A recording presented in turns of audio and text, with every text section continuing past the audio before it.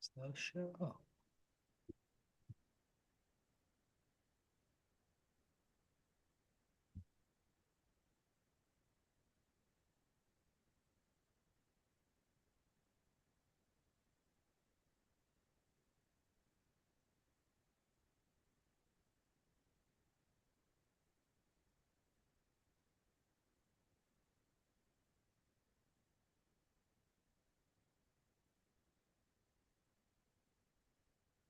Or did you put out some sort of announcement for tomorrow? Well, They just put out a jersey announcement. it's like a jersey, is it? According to Ty Anderson. Oh, All the Bruins put out was a 10-17-24. yeah, Marchand putting a jersey on, and then I just saw that. I Ty had to look Anderson at the said New video. Jersey dropping. Oh, it's exciting. Um,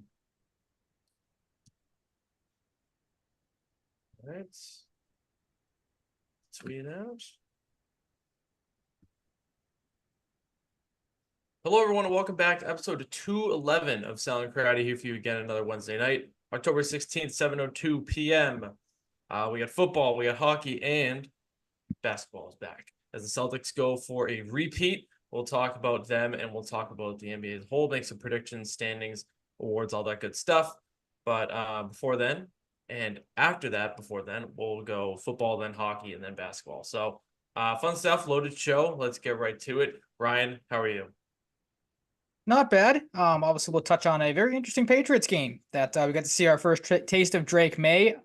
My emotions are kind of mixed about that, to be honest. I'm sure we'll touch on that, but of course, studs and duds will start things off unless there's anything else you want to open up with before we jump right in here.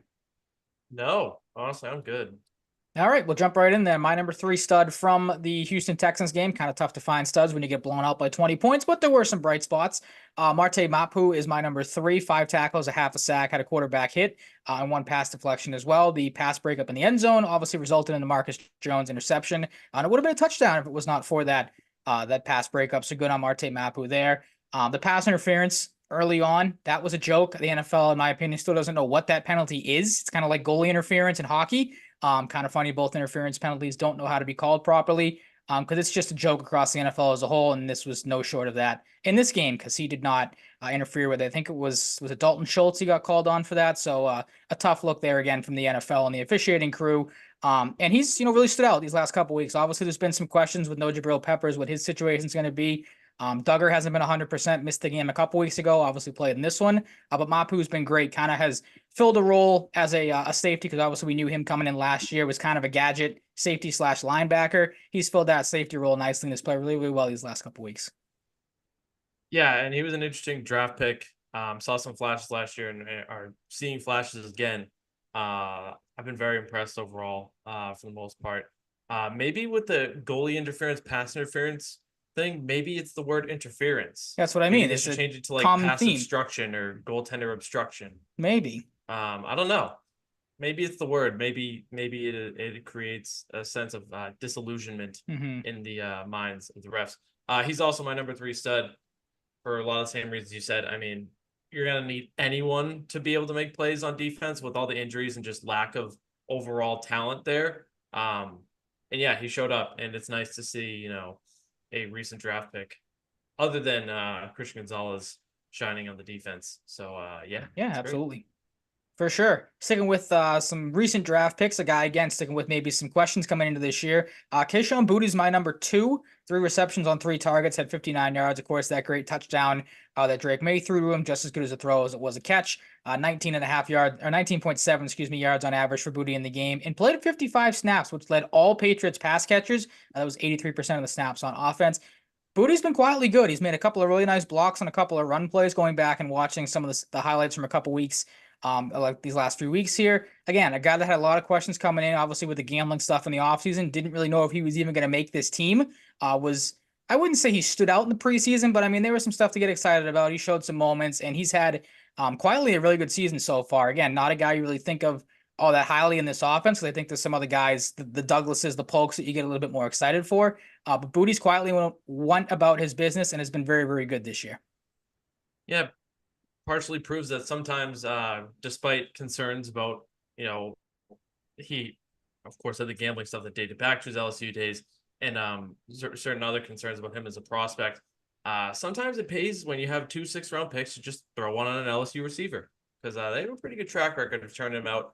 I think a lot of us kind of expect like Javon Baker to kind of be in the mix for one of these types of other receiver spots, like outside of the Douglases, the Polks, and the Bournes of the world. And Bourne's back, so that adds him to the mix. KJ Osborne's kind of been an afterthought so far in his career. For whatever reasons, I don't mind the player, but did you just say he has like 5 catches this year? Kayshon Boutte is just like kind of just appeared, and he's made plays here and there. Like, he played good in the preseason, but like, I don't think there were tons of people that like, oh my God, Kayshon Boutte, like clamoring for him. He's got people in his corner, but then he's made a couple plays so far this season. Like, okay, like he's earning it. That's just like, you'll take it. So connects with hopefully a touchdown that we'll remember forever, and a legendary career of Drake May. That was just a perfect throw. Good work by Boutte as well. Derek Stingley Jr. covering in this, no schmuck. Absolutely. Yep.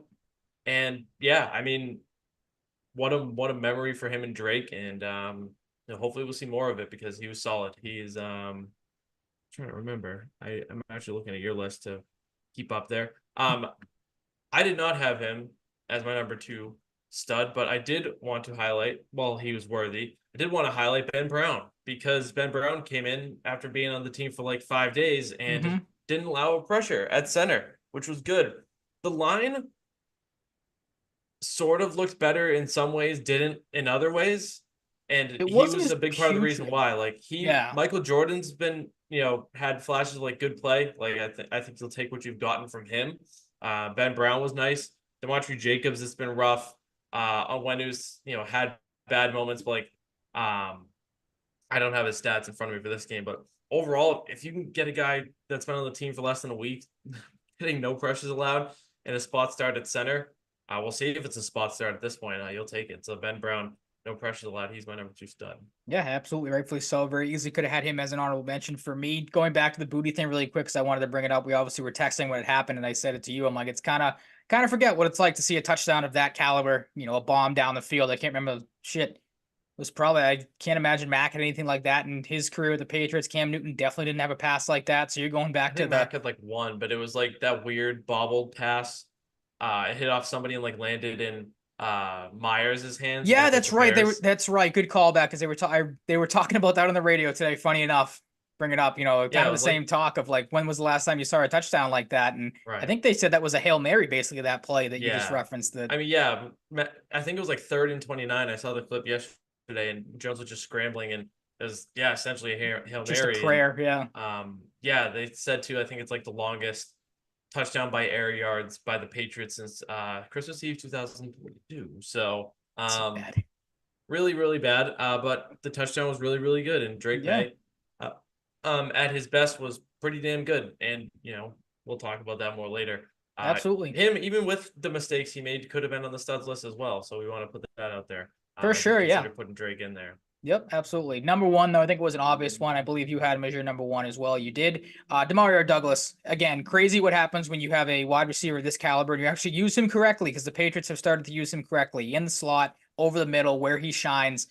We obviously can use that speed. 6 catches, 9 targets, 92 yards, a touchdown that I'm sure you saw the video on Twitter. He basically called his shot on that, being like, if you put me in this spot, I'm going to run right by this guy, and you can meet me in the end zone, is what he said. And I don't know if it was the very next play or obviously the very next drive, ended up doing exactly that. He's been their best weapon on offense these last couple of weeks. And again, it's good to see him getting involved more, and something that they should have been doing right out of the gate, because you see the skill with Demario Douglas. And as you mentioned, with Drake May, finally a competent quarterback, nothing against Jacoby Brissett, but a quarterback that can obviously move the ball down field a little bit more. I'm very excited to see what Demario Douglas is going to bring these next couple of weeks and as the season goes on, because you got to think the potential is going to be through the roof with how good he has looked in a pretty lackluster situation so far. Yeah, hopefully the first of many. We talked about first of many with Boutte. That was Demario Douglas' first career touchdown, so which is pretty wild to given the flashes he showed last year. But it's been a tough stretch the past few years, and on the for the offense for the most part. Yeah, I mean, he's just a weapon. You got to use what you have with the little bit you have in terms of weapons, and I think it's good that you have guys like Booty and Douglas showing up, because there's been various things about Jalen Polk getting the separation, Jalen Polk being open a lot. And he has a big drop in this game, and he's not fully taking advantage of opportunities. Maybe that gives Polk a little motivation to see a couple of his counterparts get in the end zone and thrive. And it was kind of interesting to say, like, to see Mayo on the Polk topic say, like, he's got like a mental hurdle to get over with this, like, to, be himself essentially and like make these plays that he needs to make. Mm-hmm. And Polk was just like, nah, I don't have anything going on with me mentally. So Okay, maybe that's a maybe perfect. Go ahead, finish your I thought, and don't then really I'll. love I don't really love that. Like, I don't love that I didn't hear him say it, so Uh-huh. I I just didn't saw know the that quote either itself. until right now, so that's interesting. So that kind of leads me then into that's a perfect segue into the duds list because he is mine. He is your number 3 dud. And the question I was going to ask you after again another crucial drop, as you said, just one catch on 4 targets and 4 yards. Played I think the second most snaps, yeah, for wide receivers, only behind Polk. Third most for pass catchers behind Booty and Henry. Does Jalen Polk kind of suck? Like it has I not don't been good. know. These are some No, he's catchable like, balls. Like he doesn't suck, but like something, that's a little alarming. Like I said, didn't know that until you just said it that he yeah, like, claims because you have to think at some point it's gonna become mental. He's on the season, yeah, 10 catches on 23 targets. That's good for 43.5 catch percentage. Like yeah, that's not great. not This was a guy great. we had a lot of high hopes for coming into the year. Yeah, it's kind of like, I'm not going to say he sucks. It's been a tough start to the year that I didn't really anticipate Yep, for I'm right him. there with you. Yep. Seemed pretty pro ready, at a good preseason, a talented football player. Um, the optimist in me wonders, like, okay, we saw Booty get in, we saw Demario It is a Douglas good get way to in. look at it. Yep. Is Polk next? Like, does he just need one moment to, lock him back in, whether he claims he is, he needs to get over something mentally or not? Mayo seems to think there's something mentally there he can get, past to help him. It could just be as easy as that. Like, if we see more Southlands like this, it's a real reason for concern with him early on, which doesn't mean it's over, but Mm-hmm. like that drop was really, really something. Yep. Like perfectly in his hands, had it, and just As he's going as he down, just kind of pulls let it the thing down is go. just Yeah. whee! Yep. There it goes. Like, That's the yeah, it's exact noise it made too. Like maybe, yeah, I don't know, I wasn't on the field, but um I don't know, man, maybe he just needed more time to like become a refined pass catcher than we thought. I so don't would you know, do because it it's is kind of interesting. weird. It is interesting you brought up because I again until you said his name kind of forgot KJ Osborne was here. I wonder, do you maybe kind of treat Polk like you've treated, and again, I'm drawing blanks on it, Baker. Do you treat it like him and maybe sit him down for a game to kind of, I don't know, right the ship's not the right Yeah, word, but like I'm kind of interested to see if maybe that's a route they take. Because again, like I'm with you. I think something's clearly up here. Like, and it is interesting maybe to look at. Like, I wonder if he gets that foot down a couple weeks ago, scores that touchdown. If yeah, that maybe kind of sends him off on a trajectory of yeah, being and able to haul some of these plays in. But I some of don't the know. opportunities he hasn't hauled in, I think, have just been bad throws or just like True. Yep. unnecessary plays, which, like, unnecessary plays, like if the ball's coming to you, you still have to catch it. That's not like an excuse for Polk, but Mm-hmm. like there was like one or two deep balls. I think they were both thrown to Polk. I don't have them like like the exact situations, but I'm like, why are we just like forcing the ball deep to Polk like for a contested catch when there's Mm-hmm. really no need to? Um, They were more out of there's bounds too, like, weren't they? Like yeah, I they're like remember in always this. near the Yeah. side. There's like a couple Yep. near the sidelines. I'm like, there's merit to sitting him down. I don't think they will, but like, I don't know if it's the right time against like Jacksonville, because they got Tyson Campbell back, but like there's not a whole lot to love in that secondary To besides Tyson get Campbell right and game Andre for sure. Cisco. Yep. Andre Cisco is solid. Tyson Campbell's back. We'll see how he looks. Tyson Campbell at the top of his game is pretty good. Um, so yeah, like, I don't know. The optimist and the prevailing thought for me is like, hey, we saw the ball, everything drop in the, wow, I can't speak. The ball drop in the hands of Mm-hmm. Booty and Douglas, which of course, we saw them contribute outside of their touchdown catches as well. Maybe it's Polk's turn next. And a good way to help him get over this supposed mental hurdle, whether he has it or not, give him targets, like maybe give him new looks. Like, I don't really want them to like limit his usage. Like, I want him to snap out of this by making plays, Yeah. because Absolutely. that type of response to the supposed mental hurdle Mayo thought he had tells me like he's like, all right, like I don't have this. Maybe like coach thinks, but like give me the ball and like I'm ready to prove myself or Mhm. slash redeem himself, depending on how he's like feeling right now. Yeah, it is an interesting way to look at it because you do bring up a good point that it seems like they kind of only use him as down, which he is. He's a down or was coming into the league as a downfield threat, was that contested catch guy.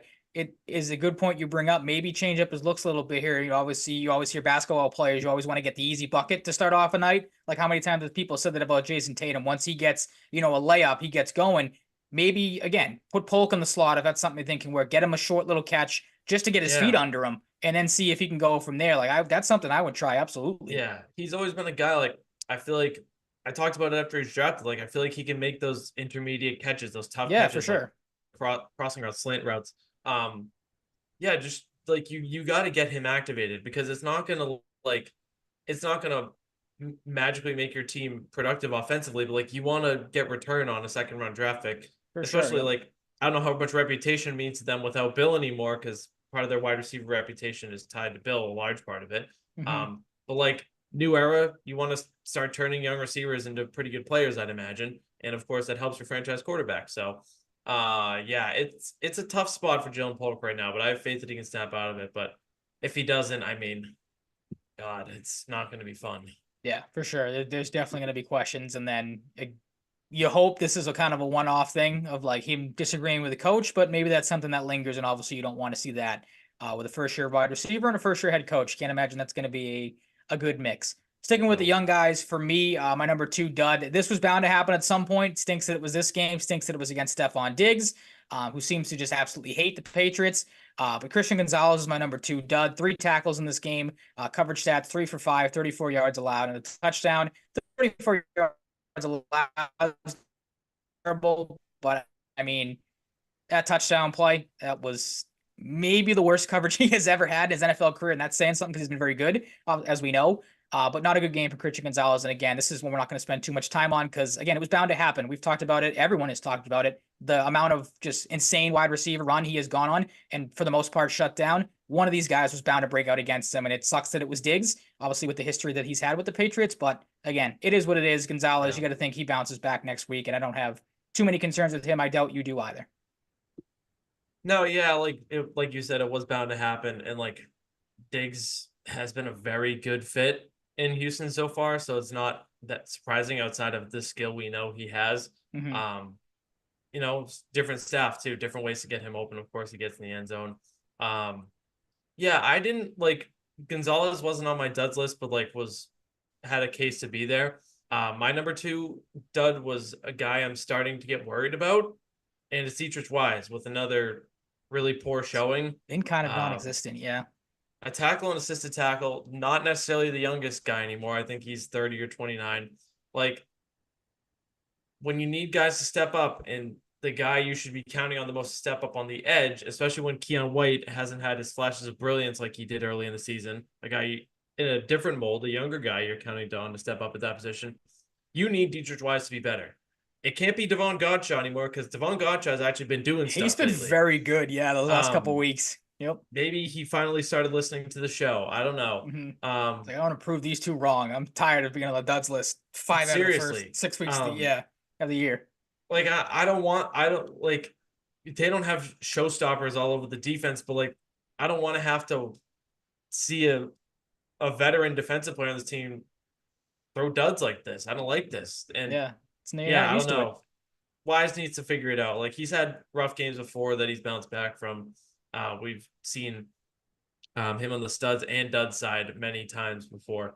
He's been here around for a while, but I don't know. Like I'm getting a little worried. Two stinkers in a row for future twice. Thought it was worth highlighting. Yeah, it is absolutely. It is concerning, like you said, when you have these problems on defense. It doesn't seem like you can, stop anybody running the football. And the Texans Oh didn't my run the God, yeah. they Damian didn't run the Pierce. ball well up the middle. It was to the outside for the most part. The Yeah, it two was like 50-yard runs Damian were Pierce. broken Yeah, out like, both at 50-yard runs. Like, yep, come on. not Like great. this isn't last year. We shouldn't at least be letting Damian Pierce do that. Joe Mixon's coming off of fucked up ankle, so that's not great either. Yeah, exactly. It's Um, not him at 100%. You'd have to and think at least. with Wise too, 40 snaps, 61%. Like that, you're playing a good amount of the Yeah, game. absolutely. A tackle and assist on a tackle is not close to enough. Mm-hmm. The Okay. Godshot thing is an interesting thought. I mean, next time they Yeah. interview him in his locker, you gotta see if maybe he's got like a dartboard and pictures of you and I, That's our faces with like the darts thrown through him to be like, I'm gonna prove these two wrong. I know. I'm gonna find out who to reach out to with like Patriots media. Be like, can I just come in and like talk to Devon? Yeah, say what's up, um, like maybe it's apologize because he's been good. Like it's Shaquille. It's Shake Ill. Sorry, I don't know how to pronounce your YouTube username. So let go Houston Texans. That might be a typo. Maybe he wants to let go of the Houston Texans, but I'm assuming he's trying to say let's go let's Houston go. Texans. Yeah. Well, Yep. you got to win this time. Mm-hmm. You'll We're face harder opponents gonna get a now. lot more wins. Yeah, that's true. Yeah. Yeah, Talk to us when you're not playing a 1-4 team. it's Not whatever. that's not great. Kind of expected. Thanks. If you Yeah, listen to thanks last week's for. show, we kind of figured how this game was gonna go. Oh Like yeah, thanks for helping number us secure a better draft pick. absolutely, It's yeah, that's a yeah, good way to look at it. Thank you for helping our yeah. stock there for sure. Hopefully the Patriots can become the Texans and model their team That would be and nice. rebuild after the Texans. We talked about that Absolutely. before.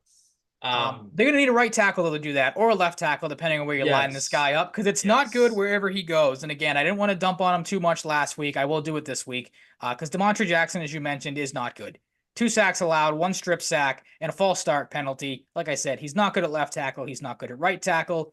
But it is what it is when the Patriots have neglected one of the more important It's a positions in the waiver claim sport. player. Exactly, and they are the Red Sox when it comes to just picking up Yes, bargain bin dude. guys. It's not good. And again, I feel for Drake May. We're gonna get into him in a second here. But any thoughts on Jacobs, because he was your number one dud as well, and earlier you talked about him not having a good game as well. No, yeah, like the offensive line had bruises as they always do, and I think some guys like Brown and Jordan stepped up. I'd have to look at Onwenu's stats. I don't remember having like a huge problem with anything he did, but maybe I'm forgetting something. Jacobs was the guy that stuck out like really bad. Not his best. Will Probably Anderson not was his worst hunting him either. all game. Like every time it Will was Anderson, it was Anderson, whatever side Jacobs was on. yeah, Will Anderson, like that's a tough matchup. You got to get cut him some slack for that. But like it just comes down to no matter how you look at it, he's just not a capable NFL starter. And that's what happens when, Caden Wallace gets hurt. You don't spend a ton on the offensive line, really Mhm. anything, besides your internal piece and Mike Onwenu. And the market wasn't great either, I guess. But yeah, Jacobs was a turnstile. I'm just, turnstile of the week. That's my popular term this year. Pretty So much, yeah. yeah, unfortunately it's Demontre Jacobs for the second week in a row. It was tough. Like you said, the 2 sacks allowed, strip sack, false start. Yeah. I wish Listen, Caden Wallace were healthy, at least to just like watch someone that we can develop. yeah, exactly. But personnel's not great. Maybe you move Mike Onwenu over to tackle at this point. I don't know. Just move him all over the line. I want to But say yeah. it was the play too. I think I texted you joking that remember the play that there was a Texans guy in the backfields before like the ball was even snapped. I feel like that was on Jacobs' side of the line too, so maybe that was on him as well. Maybe. So I Um, wonder, like, I've seen Cole Strange talk here and there. Like, Cole Strange could play center when he comes back. Don't really want to do that for a guy that's a natural guard coming off an injury for a yeah, while.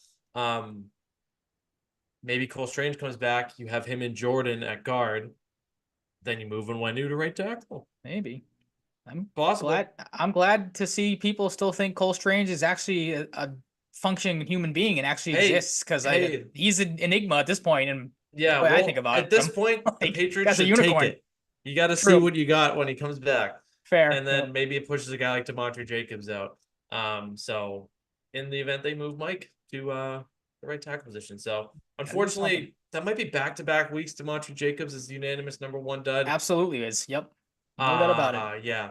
Do we want to turn to something more positive?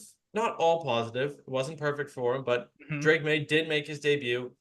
They lost by 20 points, but you can't blame Drake for that too much No, you cannot. because he threw 3 touchdown passes. He could have thrown 0, and that's kind of a lame thing to say, but like, hey man, like it could have been really rough. He could have went 9 for 30 like Josh Allen did It's and true. gotten Yep. pummeled.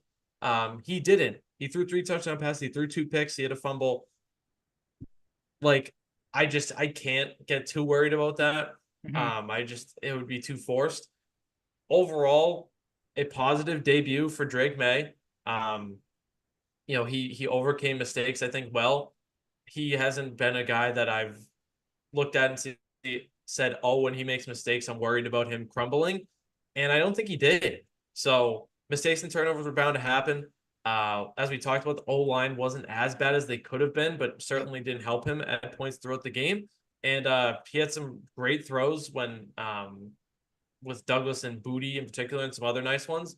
And overall, I'm taking this. The one deflected pick wasn't really on him. Maybe it was a little bit. Could have seen that and maybe not done that, but I'm not really blaming that on him too much when it gets Mhm. deflected and someone else picks it up. You blame the play calling more for that. I feel like again, like Yeah, it those was plays like, are bound to get deflected or picked off, like a route jumped. Like yeah. What are you thinking? How are you feeling?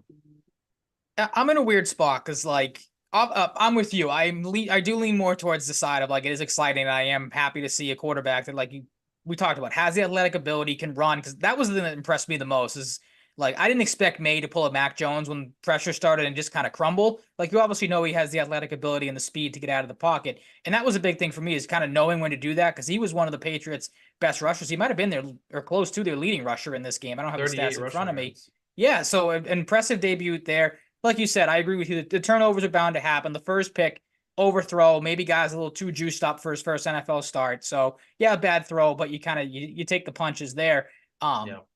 For me, like I expect things to improve, but again, I'm gonna sound like a broken record. I don't want to sound too negative. Like I just cannot overlook how bad this offensive line is. And like you said, there were some improvements, but like we were texting during the game, there were maybe some mistakes made. The offense didn't look good, and I texted you like, how long before and this is obviously before the game, obviously, or as the game was progressing. So, May still had a couple of touchdowns left under his belt. But at the time I was like, how long before people start to say, oh, Drake May sucks, he's a bust, because of the product that the Patriots have out there with the bad offensive line that's going to make Drake May look a little worse than he is, and or isn't in this case. But that's where I'm at. Like again, I'm Yeah. excited to see what Drake May. I with you was very impressed with his debut. Because I thought he was going to have an average to mediocre game against this Texans team. We both agreed that we didn't think it was the right place to put him in. But he played well. Again, he gave you hope, gave you something to look forward to, and obviously more excitement with this team. So it's a weird spot for me to be in. And I don't want to make it sound like a kind of a cop out, really not giving an answer. Um, but again, like until we see improvement with the team around Drake May, like he's obviously going to make some of these guys better. But you know what I'm getting at here. Like we've talked about this on air, off air. Like the offensive line for me, I can't overlook how just piss poorly managed this has been and has put this kid Yeah. in a lesser situation than he should have been put into. Yeah. Um, it's gonna like how Drake May does is gonna be big for Alex Van Pelt too, because if Alex Van Pelt can't help make this work, he might be on the hot seat like early on. Mm-hmm. Um, and I don't know, like that's just tough. You don't want to see that for a guy that's new to the staff. Drake finished with 20 completions on 33 passes, 243 yards. He was sacked twice, or not twice. I don't even know why I said that. Four times for 34 We yards. wish. Good brain work going there. Three touchdowns, two picks. Through his longest pass was 40 yards and an 88.3 passer rating. Five carries for 38 yards. A couple gutsy runs too, Yeah, which absolutely. you don't love, but like the way he handled them was fine. So it's like none of them were like, oh my God, like please, what the fuck are you doing? Like Yeah. they're like, oh shit, okay, he's Yep. doing this, but like, Knew to he get out handled of them well. bounds, not to Yeah. pull the Josh Allen or the Anthony That one Richardson and crazy try to run up take the on a middle, defender. Like, that one crazy run up the middle, which might have been his last of the game. That was a little risky, but like yep. he got down in time, handled it, smartly. Um, yeah, I mean, I'll take it overall for Drake. I think he's just going to get more confident as time goes along. Mm-hmm. And now he's got Jacksonville, like Just gotta. not I don't not want a to. There defense. are no cupcakes in the NFL for the most part, but that's a game where you Yeah, should be able to improve and do some things in. 30, I think the 32nd ranked defense in football. Like yeah, you're in a they're good tough. They're spot here gonna. if you're. I feel like they've got to be in like Panthers territory. The Panthers have a pretty bad defense. Yeah, pretty So, close. um, yeah, I think we'll take overall what we got from Drake May. Clean some things up. Mm-hmm. He just he just looks confident. Like even when he, had those rough moments, like he came back and looked confident, which is big. Like I said, thankfully, like didn't come into the season like, oh, if Drake May gets hit, like I'm worried. he's going to be shook. I don't think he ever was. So anytime he had to screw up and had to go to the sidelines, just jogged on over there, and I never really got any concerns about his mentality, but I'm also not in his head. So True. I feel pretty good right now. So we'll take that against a good team with amazing ability to get after the quarterback, a great secondary. Will Anderson, who did get after the Got after quarterback him plenty of like a times. Yep. million times. And Drake, is good.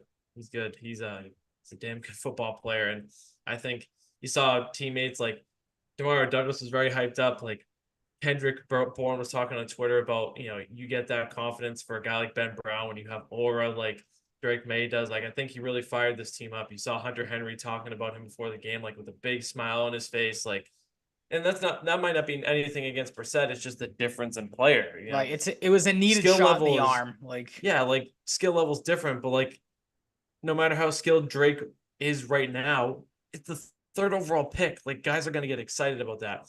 And, maybe this breathes some life into the season. We keep moving with Drake and things go well. for sure. You hope. Yeah, hope.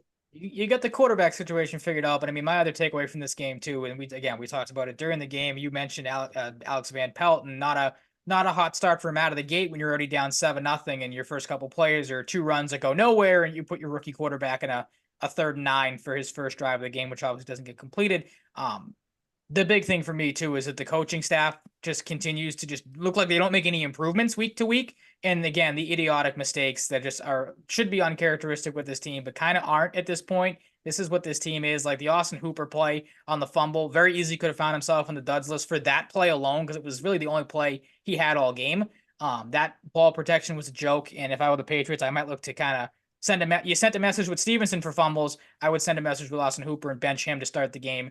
Just again, inexcusable there. The Marcellus Dial penalty, the holding penalty on the punt return for Marcus Jones, which would have been a big play for the Patriots, that was negated because of a penalty. So again, for me, like it's the same stuff that's creeping up with this team, and why I feel like you really haven't seen any improvements, because it's the same dumb mistakes and it's the same weird coaching decisions, or maybe not having guys ready to go. And then again, like there were some offensive improvements. I think that was mainly because of Drake May, of course.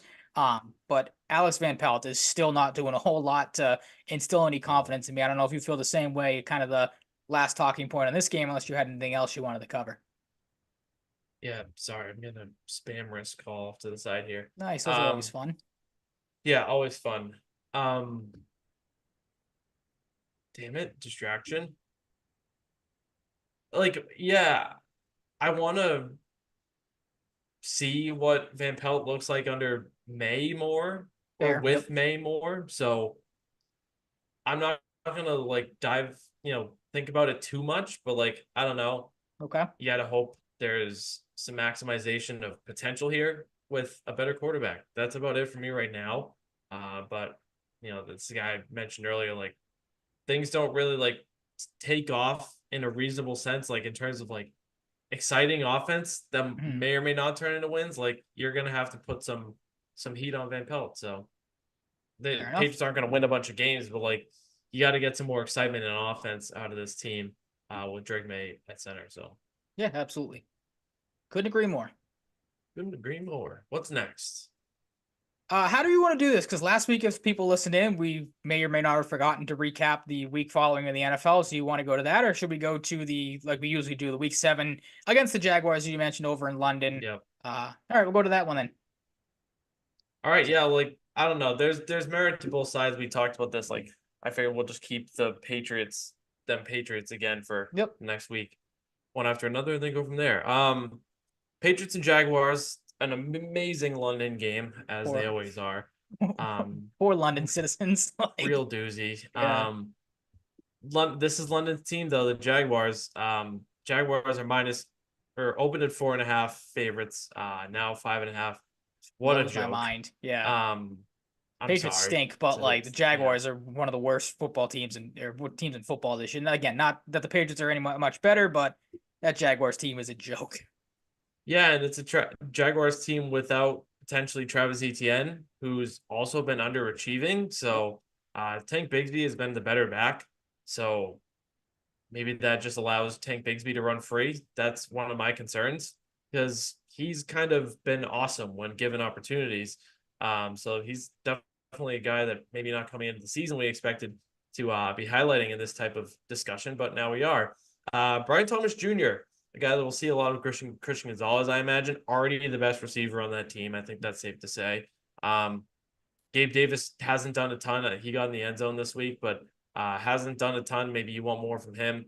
Christian Kirk needs to be doing more to live up to that payday he got a couple years ago.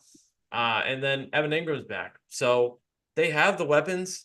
They have some weapons. Brian Thomas Jr. is already looking like he could be an elite receiver, in my opinion.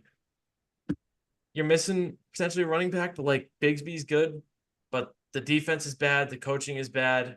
And that's not really great. So that leaves a team that could have been in like the 8 or 9 win mold as a team that's looking worse than that, and a team that the Patriots can beat.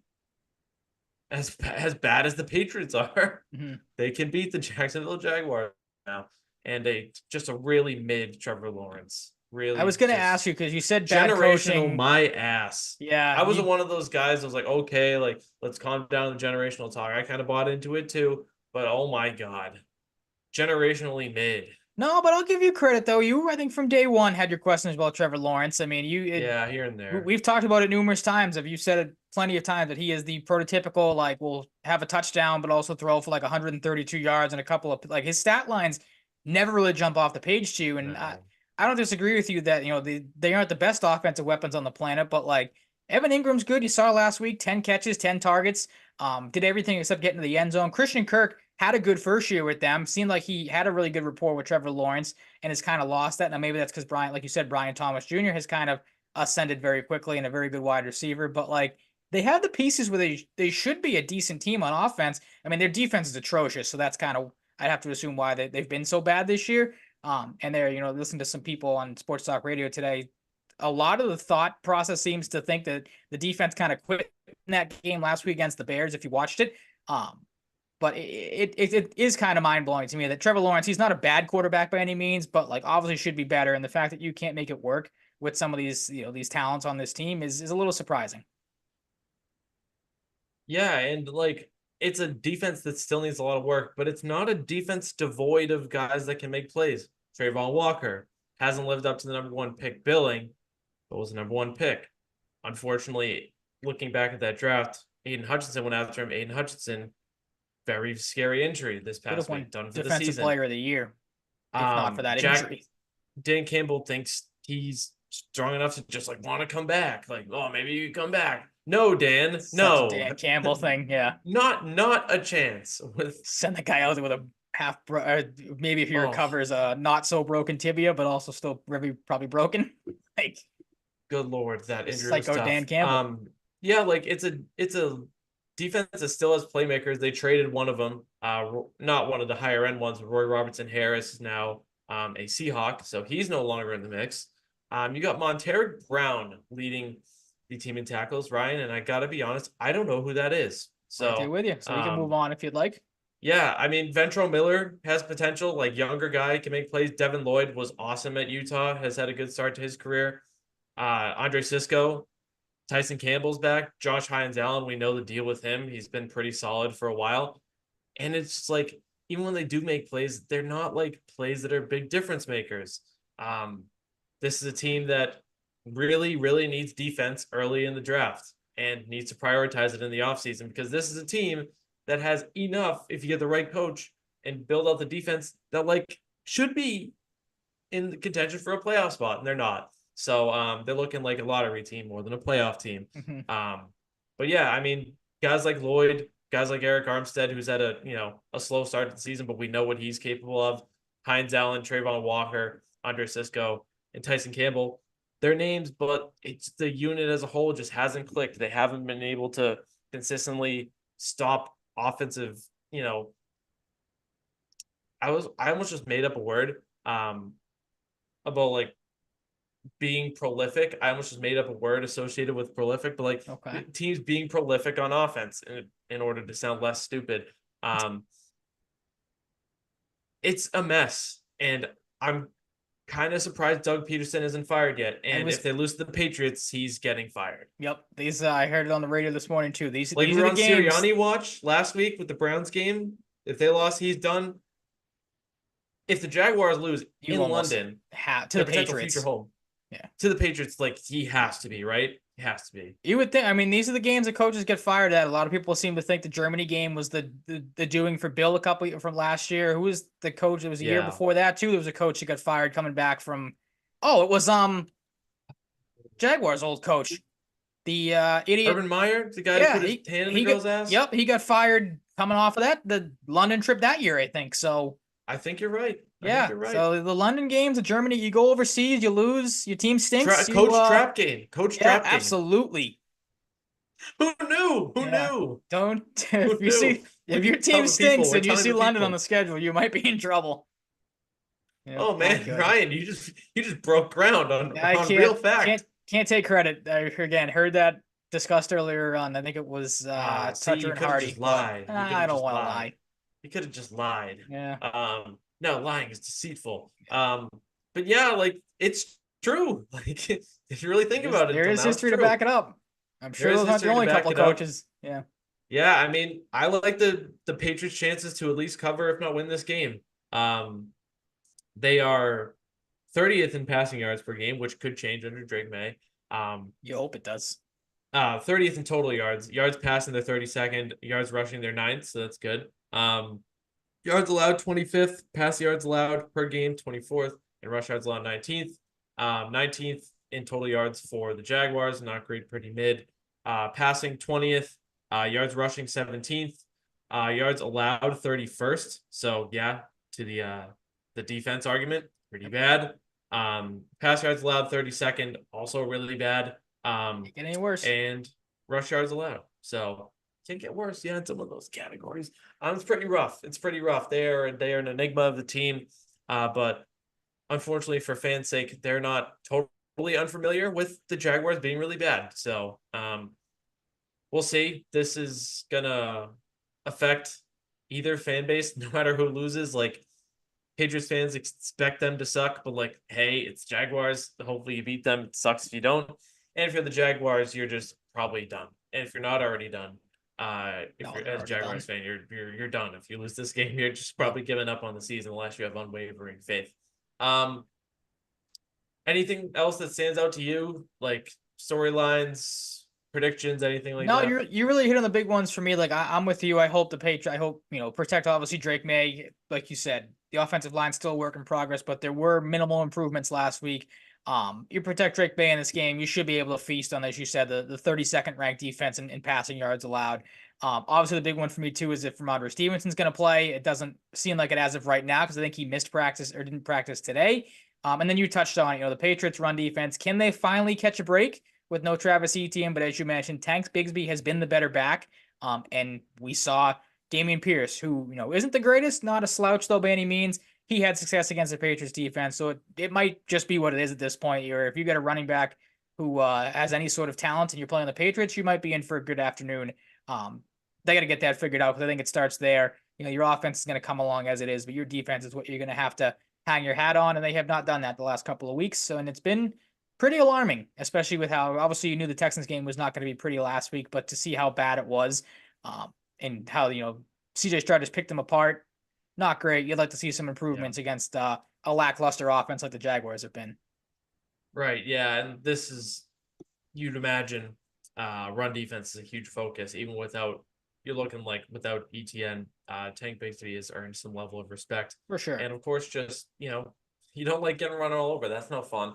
In terms of DNPs, Marcus Jones with a groin/illness, Vidarian low ankle, Ramondre Stevenson with a foot. Limited, we had Isaiah Bolden, Kyle Duggar, Devon Godshaw, Jonathan Jones, who's been limited in his skill too. He's just really looking rough this year. Michael Jordan, the legendary basketball player, Marte Mapu, Sion Taki. Not super surprising to see him on the list. He just made his debut last week. Hopefully he can make some plays at linebacker, especially missing Jawan Bentley. Regarded in the past as a pretty good pass coverage linebacker, so maybe can make some plays in the passing game too. We'll see. We'll see how he progresses with his knee injuries dealing with too. That has him limited. And Marco Wilson, fully participating were Kendrick Bourne, Joe Cardona, Anthony Jennings, Drake May, and KJ Osborne. So that's what Very we're looking funny. at. Very funny to see Drake May on the injury report. No, I mean, not funny because you don't want to Yeah, root for an injury, but you kind of expected that. Like, he's going to pop up at some yeah, he's been a point. little banged up. A little banged up, but good to see that Okay. he, wasn't limited in any fashion whatsoever. Yep. Um, Drake May's second game is in London, so we'll see how he does in the London air. Mhm. For me, I'm leaning towards the Lunder this week. For anyone who doesn't know what that means, the Yeah. London under. If it's the over, it's the lower. Um, It's not that hard to figure out. If people didn't get I that, know, but I have. not everybody's gonna connect the dots on that right away. I'll Okay. help them out if they need it. I have a boring 20-17 normal football score for the Patriots. Um,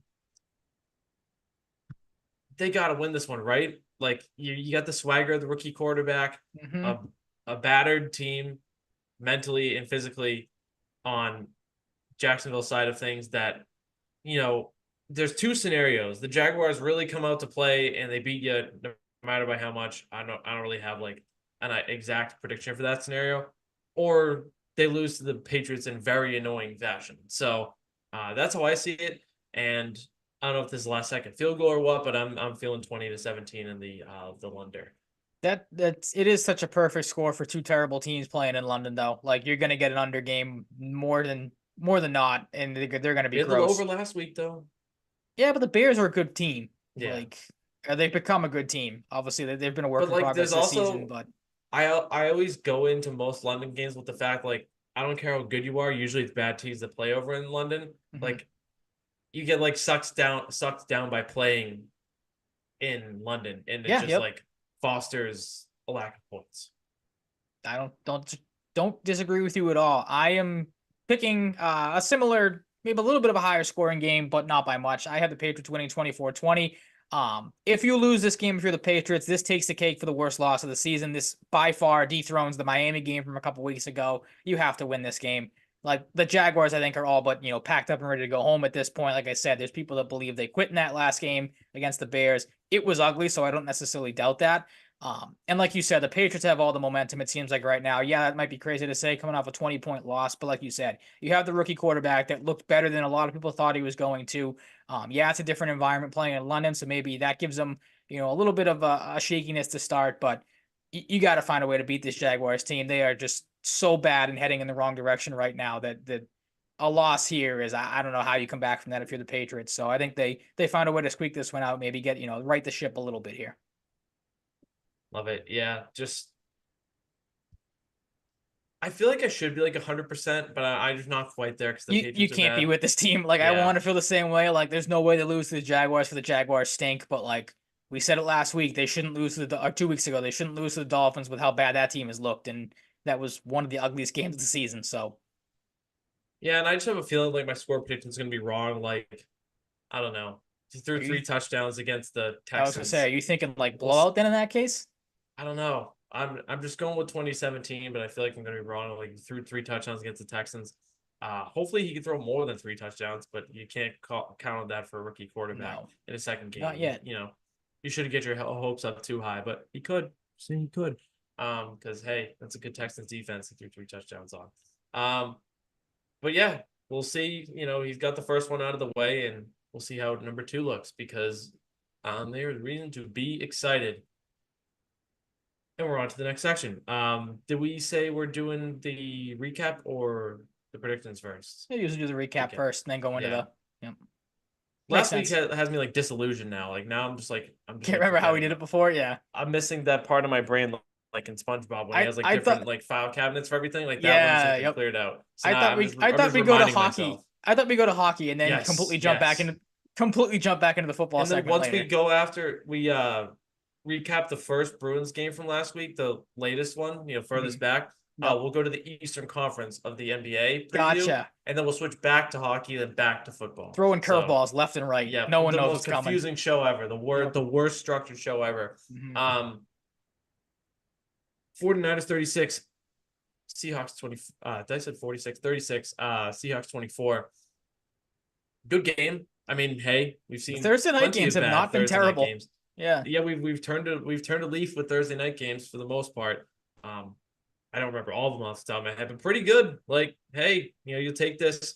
Know what you won't take if you're a 49ers fan is an AC joint problem for Jordan Mason, but who's been awesome. But That I mean, we got a position is pretty so cursed for that entertaining. team. Oh, it is, and it's because of Madden. Yep. So yeah, I mean, Purdy was like this is a pretty standard Purdy stat line: 18 for 28, 255, 3 touchdowns, no picks.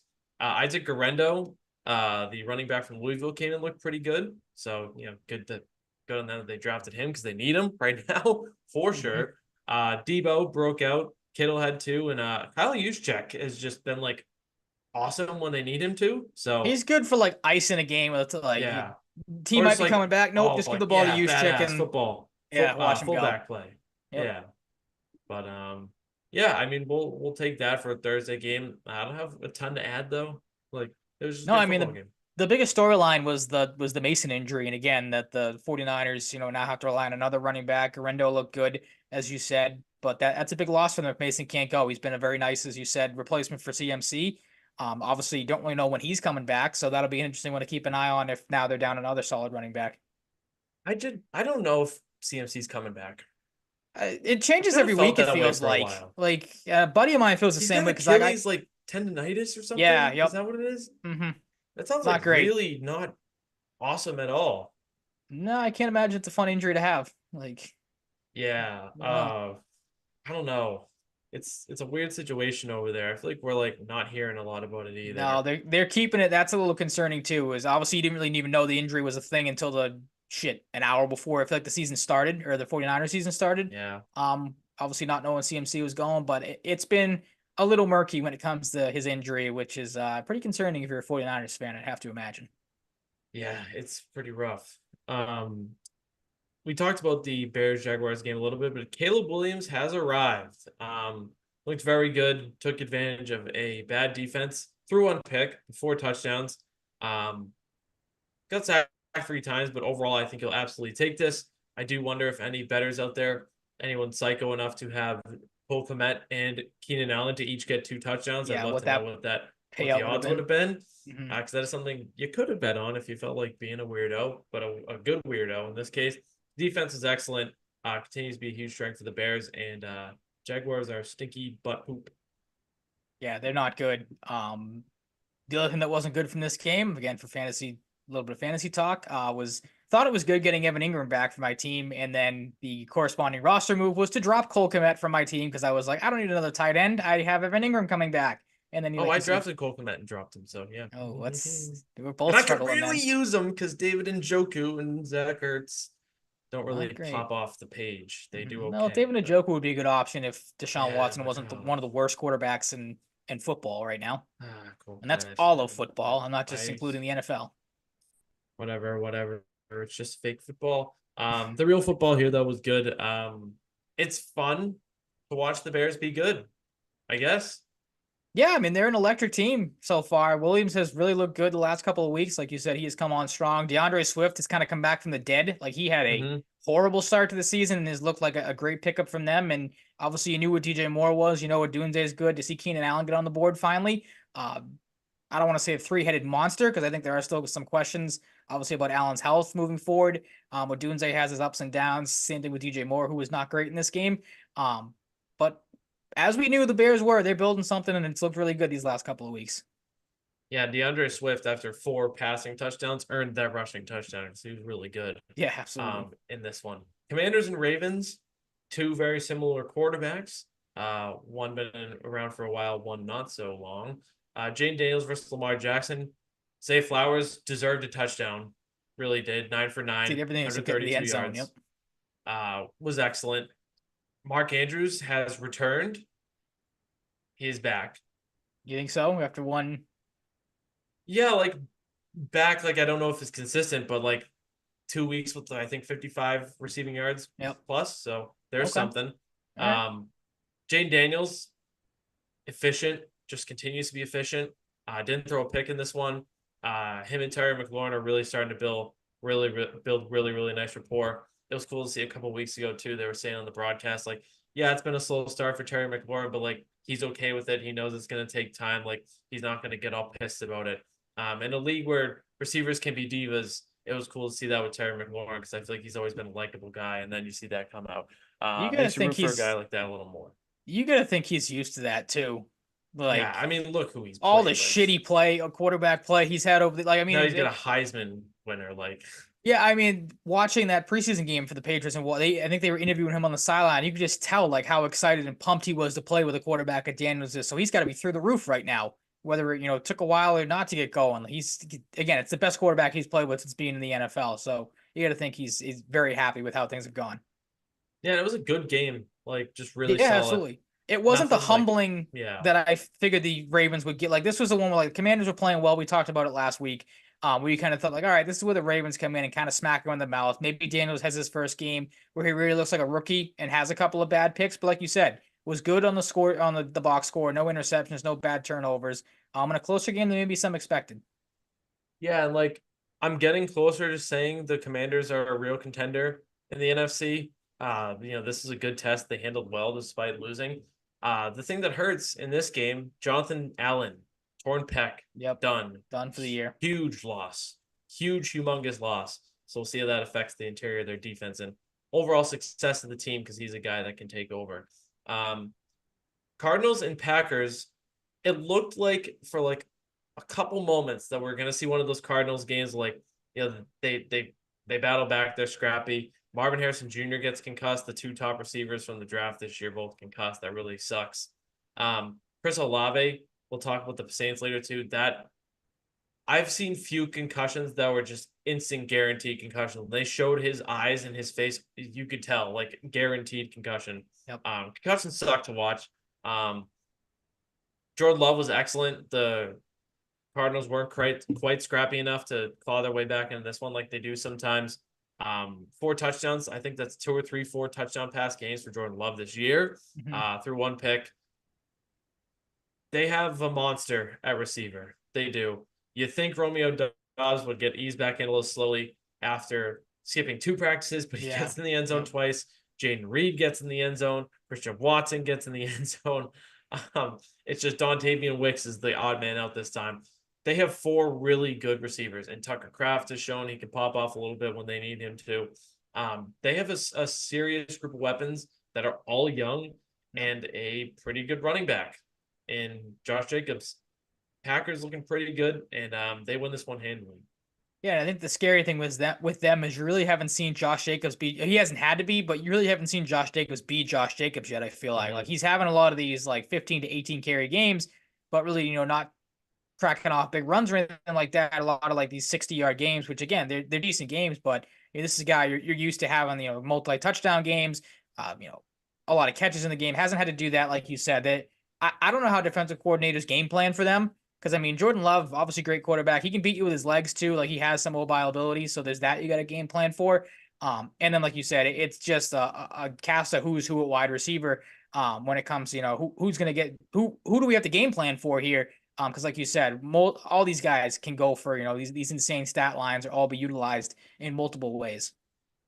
Yeah, it's a tough team to have to game plan for offensively. So Yep. We'll see how teams continue to try. 51-27, the Bucs beat the Saints with quite the offensive performance. It's a wild game. Wild, just continued to bludgeon them. Chris Godwin's having an amazing year. Sean Tucker comes in and just shows that he exists. 180. Rachaad White might not have a job when he comes back at this rate. 192 total yards, 2 touchdowns. Bucky Irving continues to look great. Glad I traded up for him in my dynasty draft. There you go. Bang. Otherwise, my dynasty draft has the lowest amount of points by 90-point margin and is 0-6. Ashton Genty. It's not going to be worth it. Full blown. My rebuild. team's just not there. No matter what I do, we're just not going to win. Championship window's over, so I'm just embracing the fact that my team's going to lose no matter what. The Bucs just pissed on them, and Spencer Rattler threw 2 picks, but like I thought Spencer Rattler made some plays. Yeah, It he wasn't wasn't perfect, terrible in but this game. The stat sheet wasn't great, but it wasn't expected to be. This could have easily been Drake May's stat line against a team like Houston. yep. But Tampa, we've seen their defense be an identity in the past too. They also had a great day. It wasn't all about the offense, and a thorough ass whooping from the Bucks. More of the same from them. I mean, Chris Godwin's been excellent this year as well. 11 catches, 13 targets, and 125 yards to go along with 2 touchdowns. Like they're kind of in the same mold as the Packers. Obviously, maybe not as many weapons across the board, guys that get utilized as weapons. But the Buccaneers are firing on all cylinders right now, and they're a tough team to stop. Yeah, that's another team like different mold than the Commanders, but like really want to say they're like a heavy contender this year, but still want to see some more because we did see them also lose by a good amount to the Broncos. True. Who've been a little better than some people thought, but including us, maybe, probably not. Don't know how they're going to look the rest of the way because Bo Nix is unpredictable. Eagles and Browns, man, we got close. We got close to the Eagles losing. Yep. They didn't. Having AJ Brown and Devontae Smith back helps. It was legit the difference maker. 180 yards combined between the two of them on 9 catches, 2 touchdowns. Turns out that is a big thing. And they got pass rush finally. Surprisingly, yeah. Josh Sweat, Nolan Smith, Jalen Carter, Coupe DeJean, Bryce Huff, Booker, and Williams. A lot of guys you spent decent draft picks on, starting to contribute pretty good. As you have noted, Sirianni cares more about what the fans say than winning. Talking to the fans, like, dude, you beat the Browns. I would consider this a loss for the Eagles. Your coach is yelling at your own fans. It's not like he was yelling at Browns fans, which, like, again, it doesn't matter because, like, he loves yelling at fans too, no matter the situation. Legit. It's so weird. Yeah, I was having this conversation with my dad the other night because I'm like, all this guy cares about is what people say off the field. Like, this was the same idiot that was running off the field against the Chiefs a couple of years. It may have been last year, yelling at their fans, being like, basically, like, see you, or like, what do you think of us now? It's like I always say, like, I'll never defend Chiefs fans, but like, this is the one where you can have your time in the sun, being like, all right, dude, talk to us in February when, you're not going to see us in February because you guys stink and we don't. Guy cares more about what people think about him than the team that's actually on the field. And like the fact you only were able to beat the crapbag Browns by 4 points, like, and like you said, you had to get your 2 best receivers back to even have a chance in this game. I don't know how if you're an Eagles fan, you can. I feel like they probably don't, but like how you can feel good about this game coming out of it because like there is just so much still fundamentally wrong with this team, and it starts at the top down. Like Sirianni is gonna get fired at the end of this season. I think that's a foregone conclusion at this point. And at this rate, it might not be the worst thing for them to do it at some point this season. Like get a guy in there that actually gives a shit about coaching the team and, making the team better instead of, starting like Twitter fights with people and being an idiot. It's them or the Cowboys. Or the Raiders. Brady. Yeah, that's yep. That'd be interesting. It's really tough to see this because you have a guy that looks like him and Nick Foligno, who's a great guy, and then you just have this douchebag. Yeah, he puts shame to looking like that. It's tough, but Foligno was bald, so he separated himself in that way. Colts Titans, Downs and Pittman both get in the end zone. Will Levis just I feel good about this one. I knew Will Levis was gonna be bad. He is bad. Really bad. Just I want him to stay in the NFL forever though. Like he gives you something laughable every like he needs to be killed someone. Yep, legit. He wasn't a meme from himself doing something stupid or he did something stupid, but you know what I mean? Like he wasn't turning the ball over or fumbling or making a dumb face. Like he legit just completely upended a guy and like you said, maybe killed somebody. Like he needs to stick in the NFL.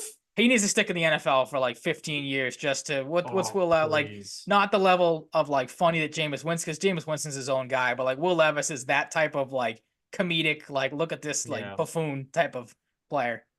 Is that a good recap of the game? I think so. There's nothing else. I mean, if you're a Tony Pollard fan or you're listening for some Tony Pollard talk, like he got in the end zone, that was cool. But this game stunk. Yeah, it did. This game wasn't all that exciting either. Chargers, Broncos. Broncos made an effort to come back. We saw a little bit of Kamani Vidal for the first time. He gets in the mix, 51 total yards and a touchdown for the year, the running back they drafted this year. J.K. Dobbins continues to look good. And Bo Nix is like, okay.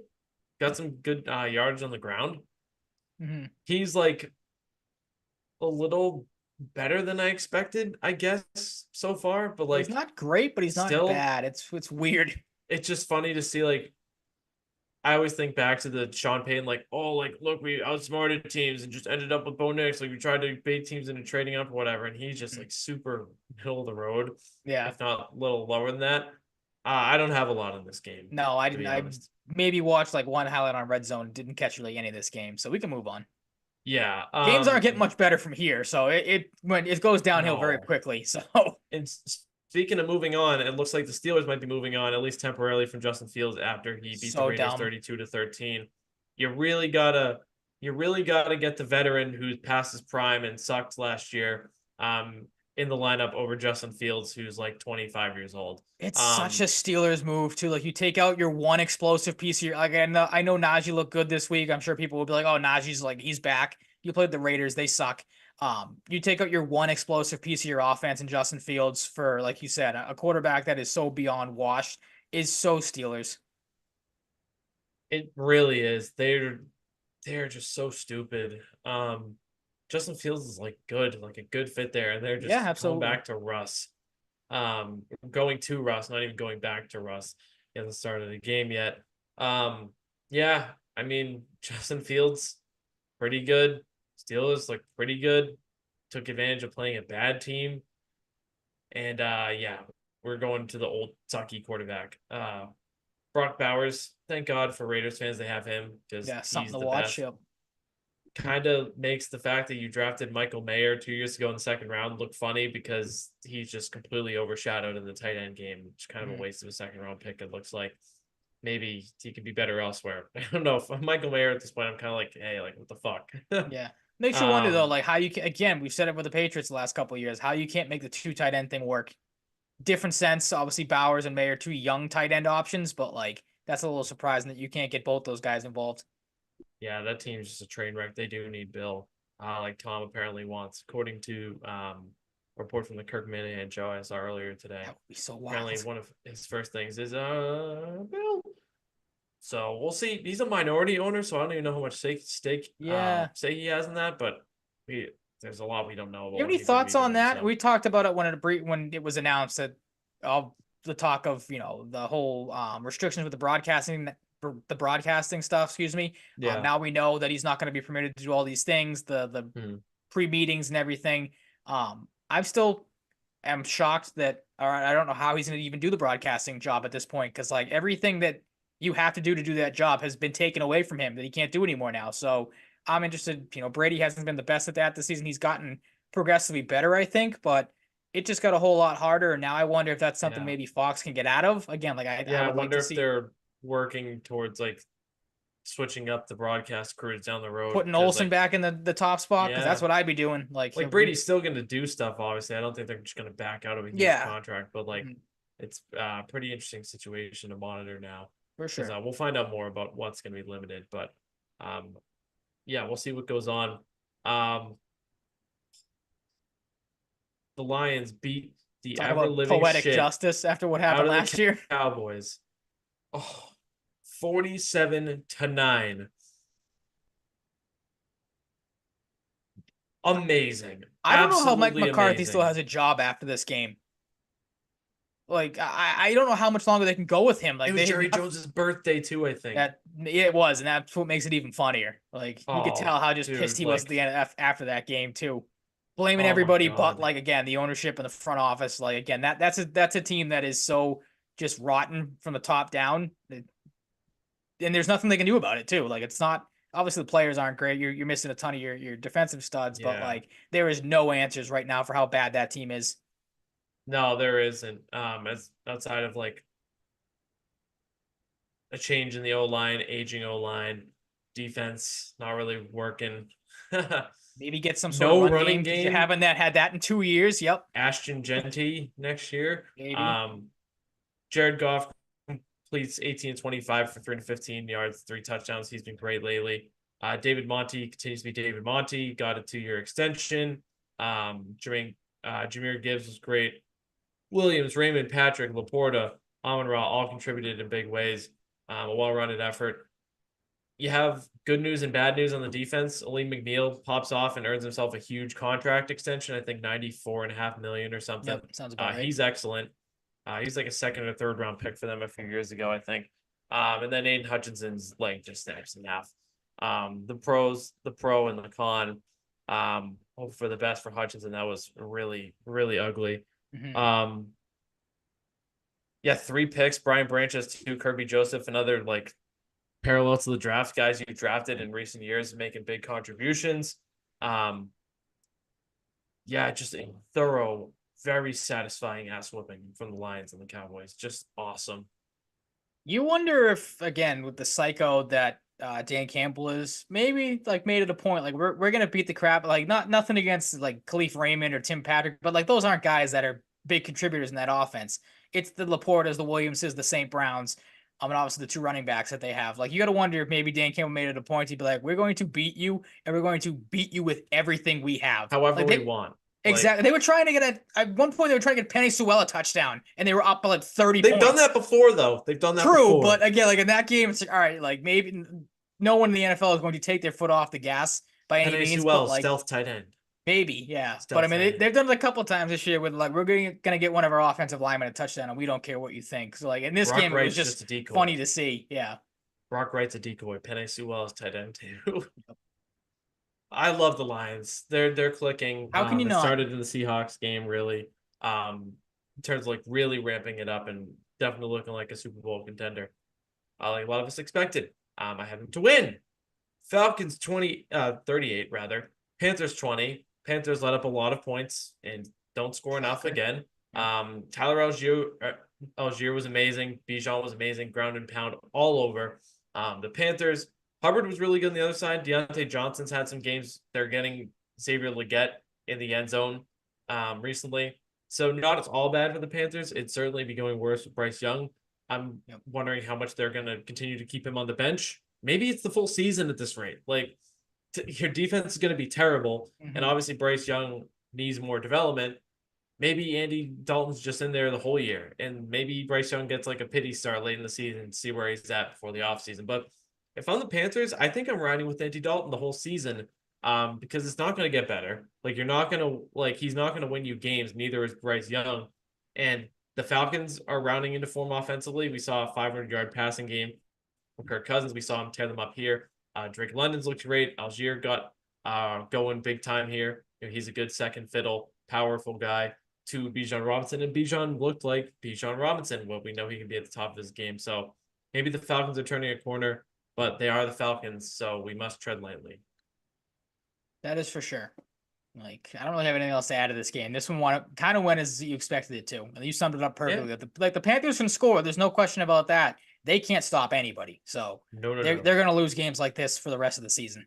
We're in the portion of the season when you're like, oh, what does my team even need in the draft? What is my team? Is it this? Is it that? I think we can lock in the Panthers for like an edge rusher.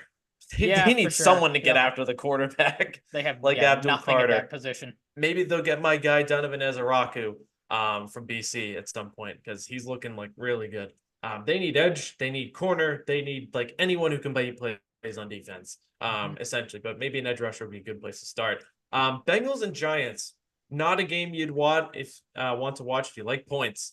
17-7. No. Joe Burrow ran a 47-yard touchdown out of nowhere. Calls himself like a sneaky athlete or something. Chase Brown was good.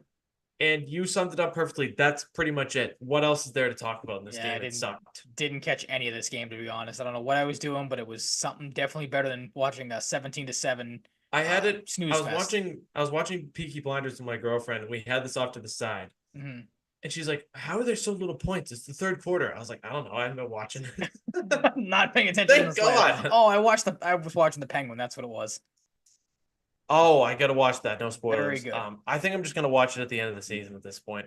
Maybe when I'm done with Peaky because I'm really That's what I should start right doing. now. I'm starting to lean that way for a lot of shows because I hate having to wait all week to catch, like, especially with a show as good as this has been. Also, if you haven't, while we're on the topip, watch Peaky Blinders. It's absolutely ridiculous. Nice. You sound like my brother. Oh, man. So good. Really love it. Really love season 4. On season 5. That game sucked. This game was okay. Like Bills, Jets, Shout out to DraftKings for the 100% profit boost packs. I just put in Bills to win. Josh Allen 200 plus passing yards, 220 2-leg parlay into plus 440 easy money. I think I'm just gonna try and do that a couple more times because I have these other boosts and build up the balance a little bit. 23-20, Bills win the divisional matchup. Aaron Rodgers threw another Hail Mary, also threw a game-ending interception. Had some moments in this game though. He's had the ups and downs, like still looking like Aaron Rodgers at points this season, still looking like a guy that's 40 coming off a torn Achilles. Now he's got Devontae Adams, his old friend, and the Bills have Amari Cooper. Amari Cooper traded yet again. We'll see how these pan out. And look at the Jets. I know it's Devontae Adams, but it's still the Jets. I got to see it. I'm just going to keep saying that. I got to see it. Good game, solid game. But hey, the Jets still found a way to lose. And Aaron Rodgers, of course, blamed his receiver on the game-ending interception. Crazy interception, by the way. Like, we're not talking about the impressiveness of the interception enough by Teron Johnson. Because everybody's like, oh, like Aaron Rodgers blaming Mike Williams, and Mike Williams is now sitting out for personal reasons that might be traded. I saw. Didn't know that. So Aaron Rodgers had just fucked with this guy's head, apparently. And that game must have too. I feel bad. And yeah, the Bills win, Jets lose. Jets find a way to lose. They are still the Jets. So we'll see how much that changes with Devontae Adams. I mean, this game sucked. Like, if you're a football fan, and a lot of people I saw on Twitter or saw across social media, where this game was pathetic for the NFL. Like, you had the Bills had 210 total yards of offense. I'm sure people have seen this stat by now. The Jets had 272, and there were 204 penalties or yards of penalties in this game. Both teams accepted 11. Yeah, it felt like 200. People. It's not the craziest thing to say, because I'm sure people feel like there were 204 penalties in this game. I feel like there are 204 penalties every game I watch. So pretty much, but I mean, this was like the icing on the cake. This was terrible. This was took like 40. So they did. True. The Cardinals in their game, we didn't. The only notable thing from them is I think they had like 13 penalties. So it's a joke across the league. They're calling way too many penalties. Everything. On the other side, you could argue, because I mean, the Jets I think might lead the league in penalties. Or I maybe heard last night on the broadcast. So you could maybe argue that, like, oh, these players should know better. Some of the stuff they're calling is an absolute joke, and the NFL needs to do something about this, because it is ruining the product. Like, I had the outline to me is the more interesting stuff happened after this game, or today or yesterday, whenever the trades went down, than what happened in it. Like you said, Aaron Rodgers continues to be an a-hole. I found it funny that in that interview, he starts it off with saying that I threw a no-look pass. Like, you admitted that you kind of, not that he didn't care, but you know what I mean? Like, you want to blame Mike Williams for running the wrong route, but it's okay for you to throw a no-look pass in crunch time play you got to have. Like, I think more people should be getting on Aaron Rodgers for that, or just as much for that as, dumping on his wide receiver that, like you said, I didn't even know that is sitting out now and might get traded. So I think there's definitely a correlation there. It's just a joke with him. And I've said it every week we've done Jet stuff. I will never forgive myself for picking this team and that a-hole to win the division and make a run in the playoffs. Like, I don't know what possessed me to do that. They are the Jets. Yep. They don't have Tua, but I picked the Dolphins, so don't feel too bad. That's got a better chance right now than the Jets, I feel like, because that team. I'm with you. No, it doesn't.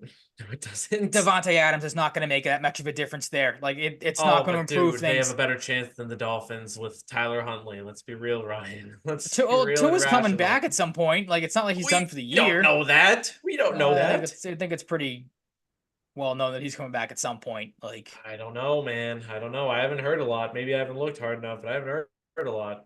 Who has more wins right now, the Jets or the Dolphins? I don't know. The Dolphins. There you go. Dolphins have a better chance of winning the division right now than the Jets. I think the Jets have 2, the Dolphins have 3, don't they? Where is it in the outline? The Dolphins are 2 and 3. Oh, are they? Oh, so I'm idiot. They won the bye. They got 3 wins. You're the one that tells me you are going to win the bye. Like, only the Patriots win the bye, right? Sorry. You can't do that to me. Oh, my bad. Only the Patriots. I was trying to help you in your case for the Dolphins winning the division. So I don't know why you're coming at me. No, there's no case anymore. It's the Bills. Fine. It's just what my dumbass said before the season, not expecting Tua to forget how to fucking slide. Oh, we know Tua doesn't know how to slide. That's a foregone conclusion. We know he doesn't know how to slide. We know the Jets will always find a way to Jets things up. Like, those are 2 foregone conclusions. Holy fuck. Week 7, Ryan. Let's go to week 7. Broncos Sure. Saints. This game is just gonna be a wet fart. Wet, gross fart. You don't want to take your victory lap before week 7? Something you found out right before? No? All right. Okay. Undefeated. All It's right. nothing. It's nothing. Okay. It's only the best you can do. I All did do right. good picking against the spread this week too. I think I won like 10-5. So There you that go. hasn't really happened much for me. So I guess I had Big a good week for week. you. Almost won a parlay that would have paid me $686. Jesus. One away. Thanks, Truck. If you're listening, thanks, Truck. Trey McBride, fucking idiot. Broncos and Saints. The Saints will not win this game. I cannot believe that you have the Saints pick. They will not win this game, Ryan. The Broncos. The Broncos suck. I wanted to pick a tie for this game. From being Alvin really Kamara honest. is hurt. Chris Olave is hurt. Kamara's healthy. I saw. Well, he's healthy, but he's been banged up for 6 weeks. Whatever Yeah, the but fuck. it's And Rashid Shaheed is hurt. They still have better no than one to anything throw the Broncos to. have. They have no one to throw to. The Broncos are going to win this game gross and ugly on the road. I have faith the Broncos will find a way to lose this game instead of just outright winning. And like I said, I might change this.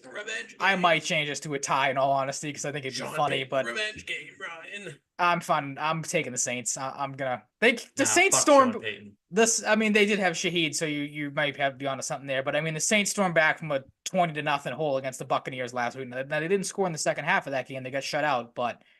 The Broncos are disgusting. I can't rightfully pick them. Like that they blow. Yeah, I can't either, but I did. But you're doing so it. Did. Yeah, I did. Have some credibility. I'm not doing it. Believe in yourself. You gotta be comfortable being uncomfortable. Sometimes. We also can't have the same picks again for the entire week. Like we got to change it up here. You went 13-0 last week. I went 12-1. Your undefeated record. You could have been undefeated too, brother. Yep. That's true. Patriots over Jaguars. We said that. Eagles and Giants. I feel absolutely disgusting saying the Eagles will win this game, but that's why I picked the Giants. Let's go. Eagles suck. The Giants don't win this game without Malik Neighbors. Darius Slayton's banged up. Tyrone Tracy's been good. Like it's a good year to be a younger or backup running back this year. Tyrone Tracy, Bucky Irving, Sean Tucker came in. I'm sure there's others I'm forgetting. I'm not gonna list them all because who the fuck cares? You guys probably do if you're listening, but I'm just joking around. Eagles and Giants, I feel absolutely disgusting picking the Eagles, but there's like oh god. They almost lost to the Browns. That's part of the reason why I feel disgusting. That's why I'm taking the Giants. Eagles. I have nothing else to say. No analysis. I just picked the Eagles. All right, guys. Sometimes it's that simple. Yep. Prepared to be wrong, might be right. Put it on a tattoo. I'll tattoo it on me. Okay. Really? Right on your forehead? Yes. Okay. Yes. Right. Good idea. I'm taking the Giants. I'll get it like George Pickens eye black. I'll get it written in eye black across my face, an eye black tattoo. There you go. That would be pretty badass. Yeah, what do you think? Giants. Taking the Giants. Disgusting. Yep. But perhaps an unwatchable game, but AJ Brown and Devontae Smith are back. Saquon revenge game. That's why I feel good. Oh, yeah, that's right. Yes. Didn't just think about that now, too. Yep. Battle of Birds, Seahawks versus Falcons. Seahawks go to Atlanta. I will pick them to win in Atlanta. I do not feel great about it, but my gut told me Seattle on the road.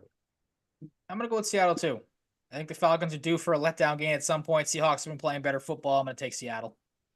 Kenneth Walker looks excellent, too, these last couple of weeks. He's fully healthy, bounced back nicely. DK's got to be in for a big game because I think he got shut down last week, did not have a great performance. So I think the Seahawks find a way to win this one on the road. Love it. I am penciling in the Buffalo Bills for at least 35 points against the Titans. I think they will beat the shit out of them. Bills. I don't disagree with you. We need what's Will Levis's meme this week? What's he do? Anytime we talk Titans, you got to pick a meme for Will Levis too. The rest of the way, that's the one caveat if we want to talk Titans. Will Levis is picked up into a ball by a defensive lineman and rolled like a bowling ball. All right. I'm gonna go with the good one. He's gonna score a rushing touchdown, and for some reason, like jump crotch first into the goalpost. Wait, didn't I say that last week? Didn't I say something about running into a goalpost with Will Levis? I don't know. I might have. I don't know. You were close. He ran into a person. So.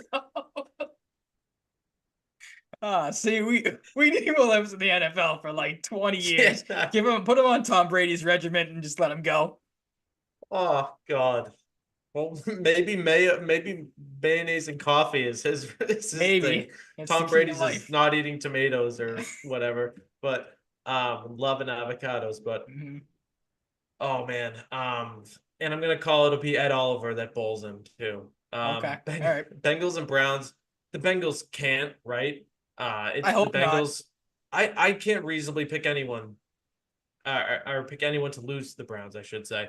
Um, yeah, I mean it's the Bengals, right? Like I hope so. you They just don't struggle. know. Like they They should have beat the struggle with the crap out of Giants. the Like, Giants. yeah, I don't know. It's a weird. This is gonna be a weird week for And Joe Burrow's football. like having a good season. Like Yeah. oh god, the Bengals need like a ritual or something. Hmm. I don't know. Texans and Packers. Um, I like your Packers pick. I went with Thank the you. I do Texans too. and I don't feel great about it. This game could be like a 38-35 final, and I'm very excited for it. I'm It's gonna go gonna with the Texans. it's gonna be a great game. You hope there's a lot of points in it. But I'm gonna go with the Packers for the reasons we talked about earlier. I mean, not that the Texans don't have a lot of weapons on offense either, but the Packers, they're playing good football right now, as are Houston. If there's a team that's due for more of a letdown in the spot, the Texans probably feel pretty good coming off that Patriots win. Maybe they slip up a little bit, not ready to go, and the Packers catch them a little off guard to start this one off. Perhaps Plus, I could see Lambeau at that going home, the other way. or Packers at Lambeau at home and home. Lambeau, like that's a big factor too. We'll see. We will see. Dolphins and Colts has real potential to be a stinker, but Anthony Richardson might be back. Anthony Richardson versus Tua would have been the guys who don't know how to slide game. So Yeah, the who we dies we, first game. we Ryan. Sorry. Fuck man. Um Jesus. Yeah. It's the Colts. No one should pick the Dolphins to win a game right No, now. not with not with the way they're going. It's just a lot of fun doing this week. This is Yeah, great. yeah, great content. People think probably think we're on mushrooms or Yeah, something. Um, Lions over the Vikings. This is where it comes to an end. It just can't last much longer. I like what the Vikings are doing. They're overachieving. Maybe we were wrong. I don't know. I think the undefeated season comes to an end though. The Lions are buzzing. The Vikings, I think, can keep up in this game, but I think the Lions come out on top. yeah, I was close. I wanted to pick the Vikings, but I couldn't do it. There's still kind of questions around Aaron Jones. The Lions obviously have a great run defense. If the Vikings go into this game with, I know they just traded for Cam Akers. Man, I drawing a blank. Tyson Chandler, their backup running back. Like if those are your two guys, you're gonna have to lean on. Probably going to be in for a bad day. So I'm going to take the Lions, who are riding as high as you possibly can be right now. Not to say that the Vikings aren't obviously Yes. coming in at 5-0, but I think I'm with you. If there's a spot for them to slip up, it's in this game. Yeah, I agree. Panthers and Commanders. This is all Commanders all day. Um, yeah, I mean, do we really have to say it? Like the Panthers let up 1,000,000 points a game. The No, the only Commanders thing I have was, shown that Cliff Kingsbury and Jane Daniels are a good pair, and they can mhm. score lots of points. Not a good formula for the Panthers. The Commanders will be victorious. Yeah, the only thing I was going to add to this game is if you want to bet on a 30-point win, like this would be the game to do it in. Like I think Jaden Daniels just absolutely steamrolls Carolina in this game. Yeah, I mean, they don't have a ton to stop him with. Nope. Raiders and Rams, this one could be pretty bad. As we know, You the hope Rams have been you hope without Cooper Cup plays. top weapons for a while. Cooper Cup, see if he comes back. Puka, they said last I checked was out through 8 weeks, so maybe we'll see Puka back in week 8 or 9. And we'll see the Rams return to form a little bit. I don't know whether I think this is going to be close or kind of lopsided in the Rams' favor, but I do think the Rams are going to win. That's my analysis. I'm right there with you. I feel good about the Rams coming off a bye week, getting a little healthier, playing a terrible Raiders team. Give me the Rams all day and twice on Sunday. All right, twice on Sunday. I'll remember that. Yep. Chiefs and 49ers. The Chiefs are a different 5-0 team than the Vikings. I also think their undefeated season comes to an end. They lose to the 49ers here, who've had an up and down season, but the Chiefs have a Patrick Mahomes that isn't quite a Patrick Mahomes that we're used to, throwing some picks, still making the big time plays when he needs to. Travis Kelce a little more involved. Rashid Rice Dunzo, Isaiah Pacheco injured. Xavier Worthy makes plays, but he's not like a guaranteed guy to do so every week yet. Marquise Brown Dunzo for I don't know if he's out for the season or out for He a few is, I weeks, think. but yeah, like the Chiefs are in limbo. I think this is limbo might not be the right word, but you know what I mean. They're not like the dominant Chiefs they've been in the past. I think this is an opportunity for the 49ers to get a big win and beat them. I'm right there with you. Go up, stay up late, run the football, and win the game. It's as Yeah, simple as that for the 49ers. Jordan Mason will be an X factor, but hey, Isaac Garendo, You look good. the scrappy little back from Louisville, looked good. Jets and Steelers What are you letdown spot. what are you doing? Letdown spot. Russell Wilson will not beat the Jets defense. I think the Steelers defense will beat the Jets. That's the That's the only thing too. yep. That doesn't have me fully confident. I am going with the Jets. Okay. Devontae Adams, new coach, came close. They are the Jets. It would be so Jets for them to lose. They win this game on the road tough. I'm Okay. feeling it. I mean, Feeling there's it. so many like this is the one side of it. These are the gross games the Steelers win, and then the other side of it, this is the storyline of the Jets get a win. Devontae Adams is their savior. They're gonna start rolling, then they probably lose the next 3 or 4 weeks. So it's what Mm. I could see it going either way. But for me, Steelers at home, primetime game. And plus it'd be so funny. Like they get Devontae Adams, he's sleeping over Aaron Rodgers' house to be on the Pat Ooh. McAfee show. To get all that hype, and then they lose to, like you said, losing to a Justin Fields led Steelers team is much more different than losing to a Russell Wilson led Steelers team. That would be so much funnier for that to happen, and that's why I Oh hope. yeah. Like I hate that I have to root for the Steelers in this game, but it'd be funny to watch it beat the Jets, and nothing changed for the Jets, even though they think again that Devontae Adams is going to be the savior for that team. Yeah. It would be really funny if like first game it's like Devontae Adams like 2 catches on 6 targets for Gets like shut down 28 completely. yards. Yep. Yeah, that would be great because Aaron Rodgers would give some like shitty look. He'd be like, "Oh, look, he's already pissed. He's like Yep. pissed again." Um, at those little sleepover, Devontae Adams wanted pepperoni instead of cheese pizza. Like, I Yeah. don't know. 2 Monday games. I like the 2 Mondays, and they're back. Ravens Bucks, another great matchup involving the Ravens. See this? I'm kind of like back and forth on this one, and I landed on the Ravens. So, As did I. but the Bucks are one of those teams amongst any team in the league that can explode offensively. So if the Ravens defense can't hold them at bay, no pun intended, it could get rough. And I like them to do so enough to win close on the road in Tampa. I'm going with the Ravens. As am I. Ravens, if like we've talked about, they did it with the Bills a couple weeks ago, did it with the Commanders last week. They've kind of been playing that like we're gonna humble you role right now. I think they do that to the Buccaneers, and get a close. This should be a fun game. Like this should be a high flying game with both these teams playing a very good football right now. But Derrick Henry has looked as good as he ever has. The Buccaneers might have some problems, some struggles stopping him. So I think the Ravens found a way to win this game. Yeah, we'll see if they can follow up that 132-yard performance. Yep. Chargers and Cardinals. The Cardinals are scrappy. They can't put up points. I hope this is a game where Jim Harbaugh kind of lets Justin Herbert throw the ball and do some I know, fun right? You stuff. haven't really seen that yet this year. No, and I don't like it. I like watching Justin Herbert do cool stuff. Sure, he doesn't have the most amazing receivers. That's part of it, and we know Jim Harbaugh values a strong offensive line and running the ball. Of course, defense. I don't know. This game could be really fun, and that's not necessarily dependent on Justin Herbert letting it sling. I think this one has potential. Like we have a potential good Monday night slate. And I like the Cardinals. I went back and forth in this. I'm gonna take the Chargers though. A little bit better defense. I wouldn't surprise me. The fans probably thought I was gonna say Cardinals with all that talk, or Chargers with all that talk, but I said Cardinals. Yeah, you threw him for a loop for sure. But yeah, like I think Harbaugh could very easily kill clock in this game. J.K. Dobbins has looked good, so you keep the ball out of Kyler's hands. Like you said, maybe they let Herbert throw a little bit more. They really haven't had to, which has been the big impressive thing. Chargers find a way to win a close game in the end.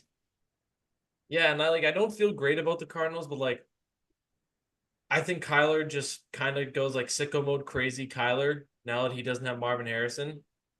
Like James Conner game, Kyler Murray game, like you just gotta hope if you're the Cardinals, this isn't a Chargers team that puts up a ton of points. If you can limit them, you can beat them, depending on what your offense does. And I don't know, feeling like the Cardinals a little bit. Only 2 teams on bye weeks this week. It's the Bears and the Cowboys, and the Cowboys fucking need it. Yes, they do. They really do. Any closing thoughts, or shall we segue to a quick hockey segment? Let's do a quick hockey segment. I got nothing else for football. Alrighty, let's switch into hockey. The Bruins are 2-2 to start the year, and both of their losses, of course, have come to the Florida Panthers. Unfortunate. Um, Montreal, good and bad. Swayman had some ones I bet he liked back. Stops 20-24. They outshoot him 29-24. The Bruins outshooting the Canadians. The fourth line popped off in this game, and they remain together, and they should because they're awesome. Beecher, Costelli, Kepke, the exact fourth line that everybody expected. We'll see Kepke running with the opportunity because he is definitely outperformed guys like Tufte and Jones that he's competing with as wingers, bottom six wingers.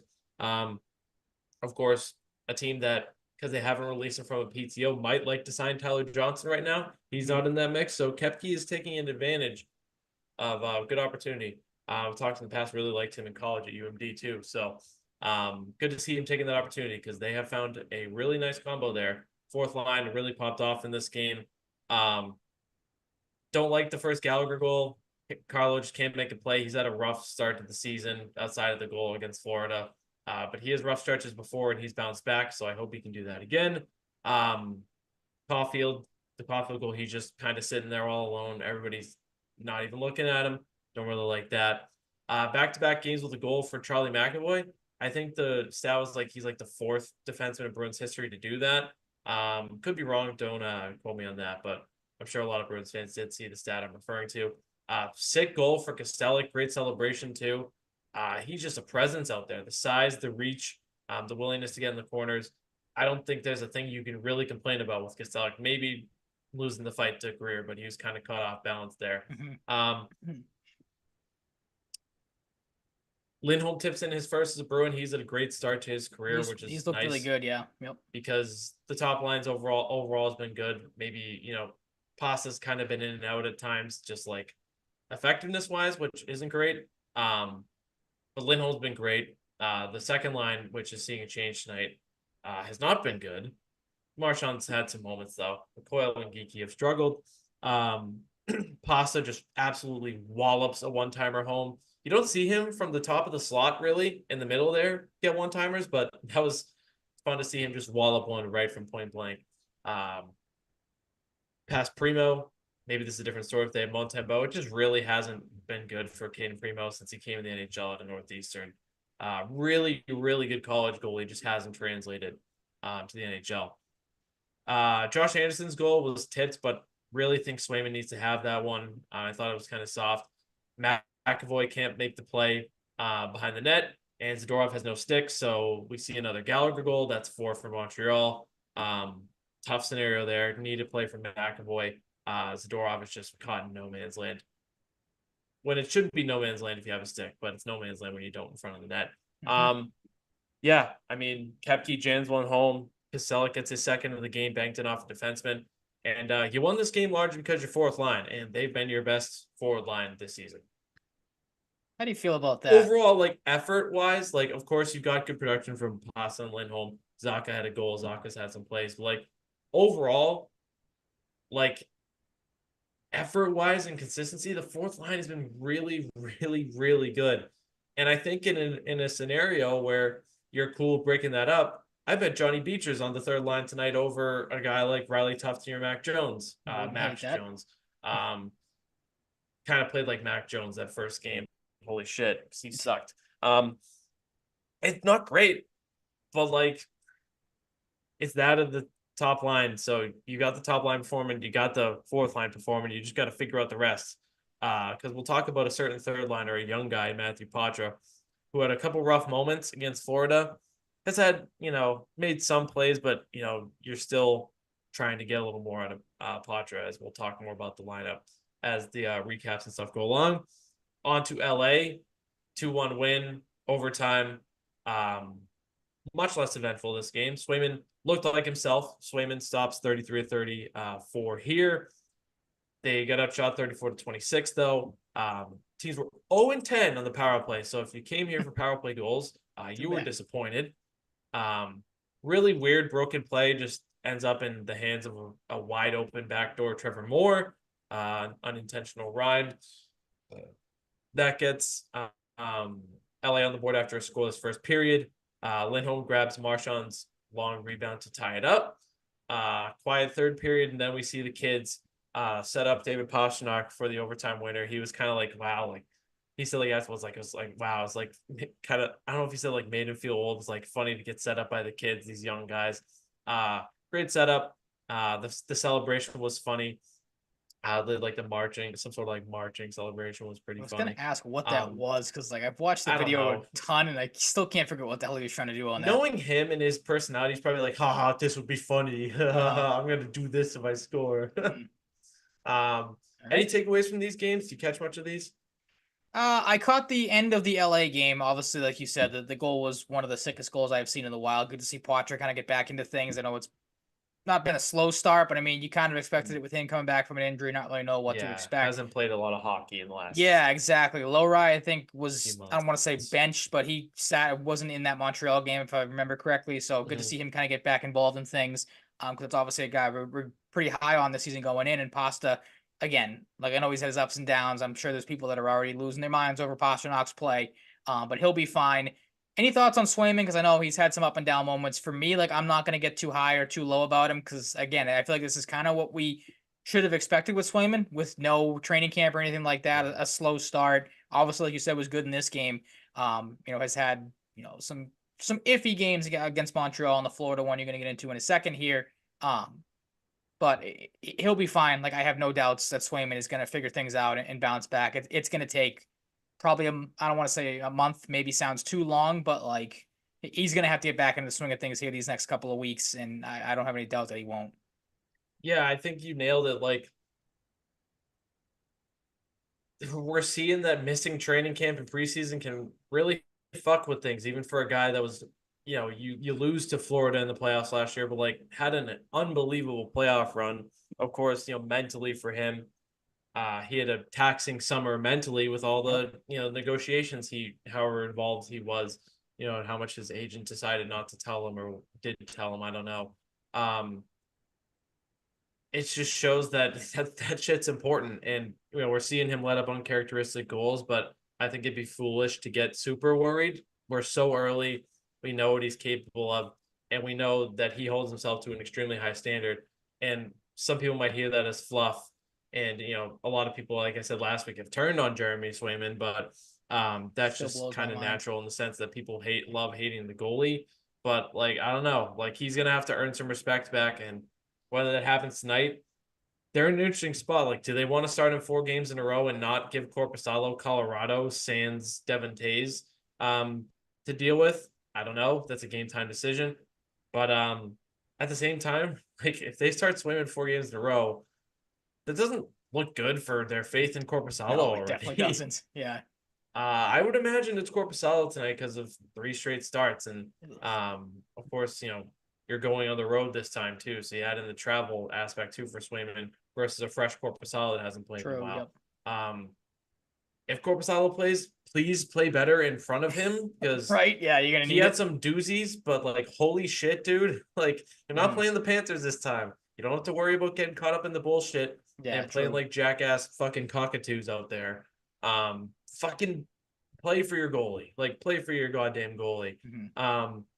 That's in the event Corpusalo plays. I don't know if they've made the announcement yet. The puck drops at 9:30. So actually, Ryan Johnson said because of pregame stuff, it's expected to drop around 9:52. So if Oh anyone's listening God. live right now, 9:52 Eastern is what we're probably looking at, I according to hate the Bruins radio broadcast, Ryan Johnson. Florida, Florida, Florida. Goodness gracious. This team was a little better rent in free. terms of dropping the BS with Florida, but still got caught up in it. Really disappointed that Sam Reinhart didn't just get his fucking bell rung in any capacity. Don't really know why we're not doing that, especially when you have a 6'6" monster defenseman that, I'll say it, hasn't really played like that I yet. haven't really noticed. Yeah, it's not. Need a little It more hasn't of been there that yet. from the big man. Um, he takes a penalty every game. That's consistent. Gives me more flashbacks to the Nikita Zadorov I didn't like 2 or 3 years ago, but I'm not ready to go there. I'm not even close. I would just like him to clean up the penalties, please. It's not great. Like it's kind of funny at this point that it's happened every game, but like, all right, like it'd be pretty cool if you didn't do it too. Yeah. They lose 4-3 to Florida at home. So off 22-26. They narrowly outshoot the Panthers 27-26. Beecher gets a deflection on Costello's shot. as the fourth line dominates continues. Lowry tries to get the puck back to Hampus Lindholm behind the net. Anton Lundell gets in there, intercepts it, stuffs it. Retrospect kind of means a lot here, but you look back at that goal, you kind of like Lowry to do a little reverse the other way up the wall, whether it leads to a turnover or not, given the result of revert or sending it the other way and having Lundell intercept it and score. And Lindholm get muscled. Haven't been huge on Lindholm yet either. Like, he can be better. Carlo can be better. McAvoy's had some goofs. I think Peak had some rough moments in the opener, but I've overall been fine with Peak. He's a third pairing as long as he's not catastrophically fucking up. Like, you're probably okay with him. So that wasn't great.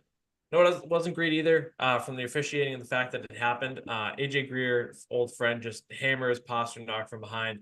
No call.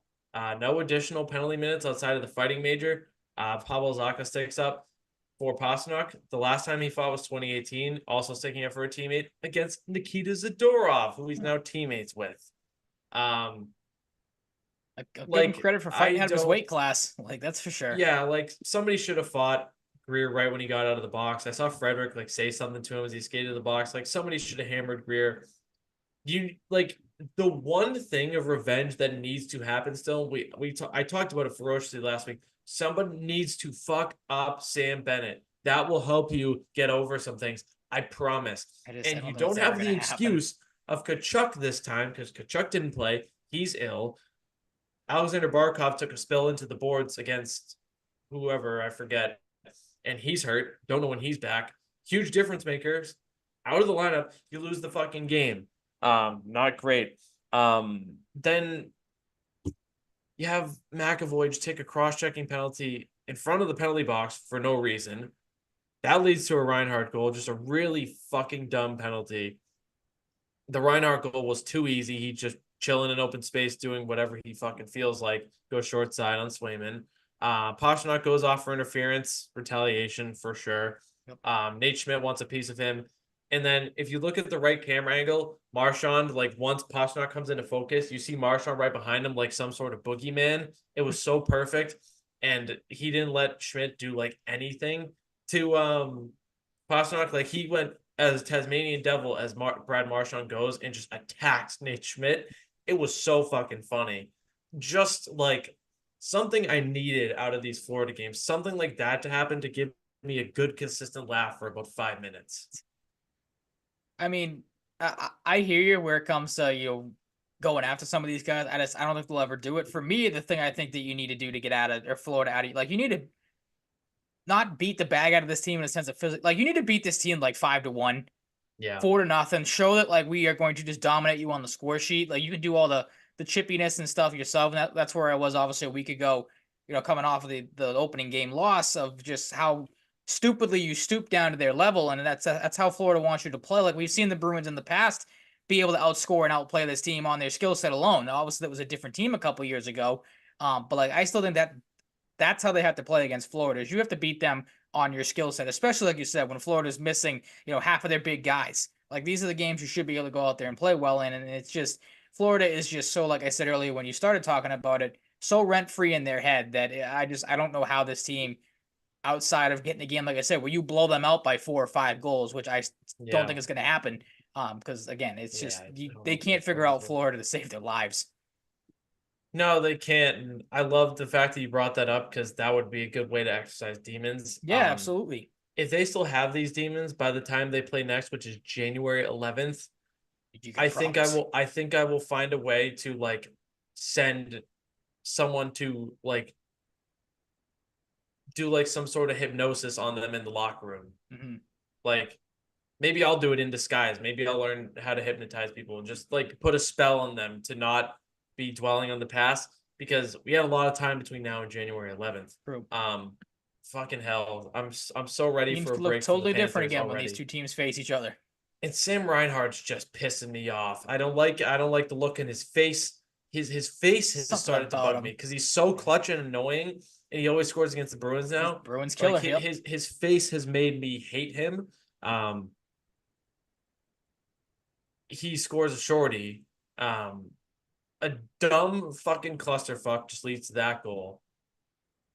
Also, something I noticed in this game, they gave credit to the Panthers for getting the Verhaeghe deal done after they beat the Bruins that season opener. And then they're talking about the Reinhart deal getting done as if it like just happened. Like, dude, you don't need to stroke them off this hard. The Reinhart deal happened 3 months It ago. happened a while Why are ago, you yeah. talking about it like it happened on the same night as the Verhaeghe goal? I thought that was stupid. Like, I thought that was like too much of a stroke job for the Panthers. Like, they fucking need it. They beat the Bruins every game now, and they just won the cup. Um, the game-winning goal, I need a little bit of a better effort from Lohrei. Like, he was there, but I think he could have done a little more. And you need a fucking save on that game-winning goal from Swayman. That was so weak. Really hated that. And then Lohrei responded, and it unfortunately wasn't enough, but it was enough to get a great reaction to Jason Veritek, who's at the game. I think Derek Lowe was there as well behind him. Throwback. Good to see those guys there. We'll see Yeah. them on Netflix soon. Can't wait to fucking watch that show. That comes out Any next closing? week, right? Yeah, next week. I Documentary? think the Nice. 23rd, maybe. Okay. Any other closing thoughts on this game? Because I'm just like I said, I'm ready for a Florida break. Yeah, Like I'm done with let's seeing lock Florida in. for a Don't while. even have to think about them for a while. Yep. Just get to Right there with play you. your identity, establish your identity. It's gonna be a little bit of a shift with the heavier nature of the team and stuff, and some guys in and out. Just fucking lock in and win games. Establish a foothold in a playoff spot in this fucking Atlantic Division, and it starts on a Pacific road trip. Starts in what looks like an hour. It says 9:30, but Ryan Johnson saying around 9:52. It's 8:51 right now. Colorado on the road. Colorado is struggling. And they're missing one of their top pairing defensemen for the second straight game in Devin Tays tonight. I saw something Georgiev's like expected saves above average or whatever rating that was like a negative 7.3. Pretty bad. Pretty bad, yeah. I talked about them as an Olmark team if if he was willing to go there for a reason. They need him. And Olmark's a little banged up right now, so we'll see where he's at. And he'll be back soon. I don't think it's serious.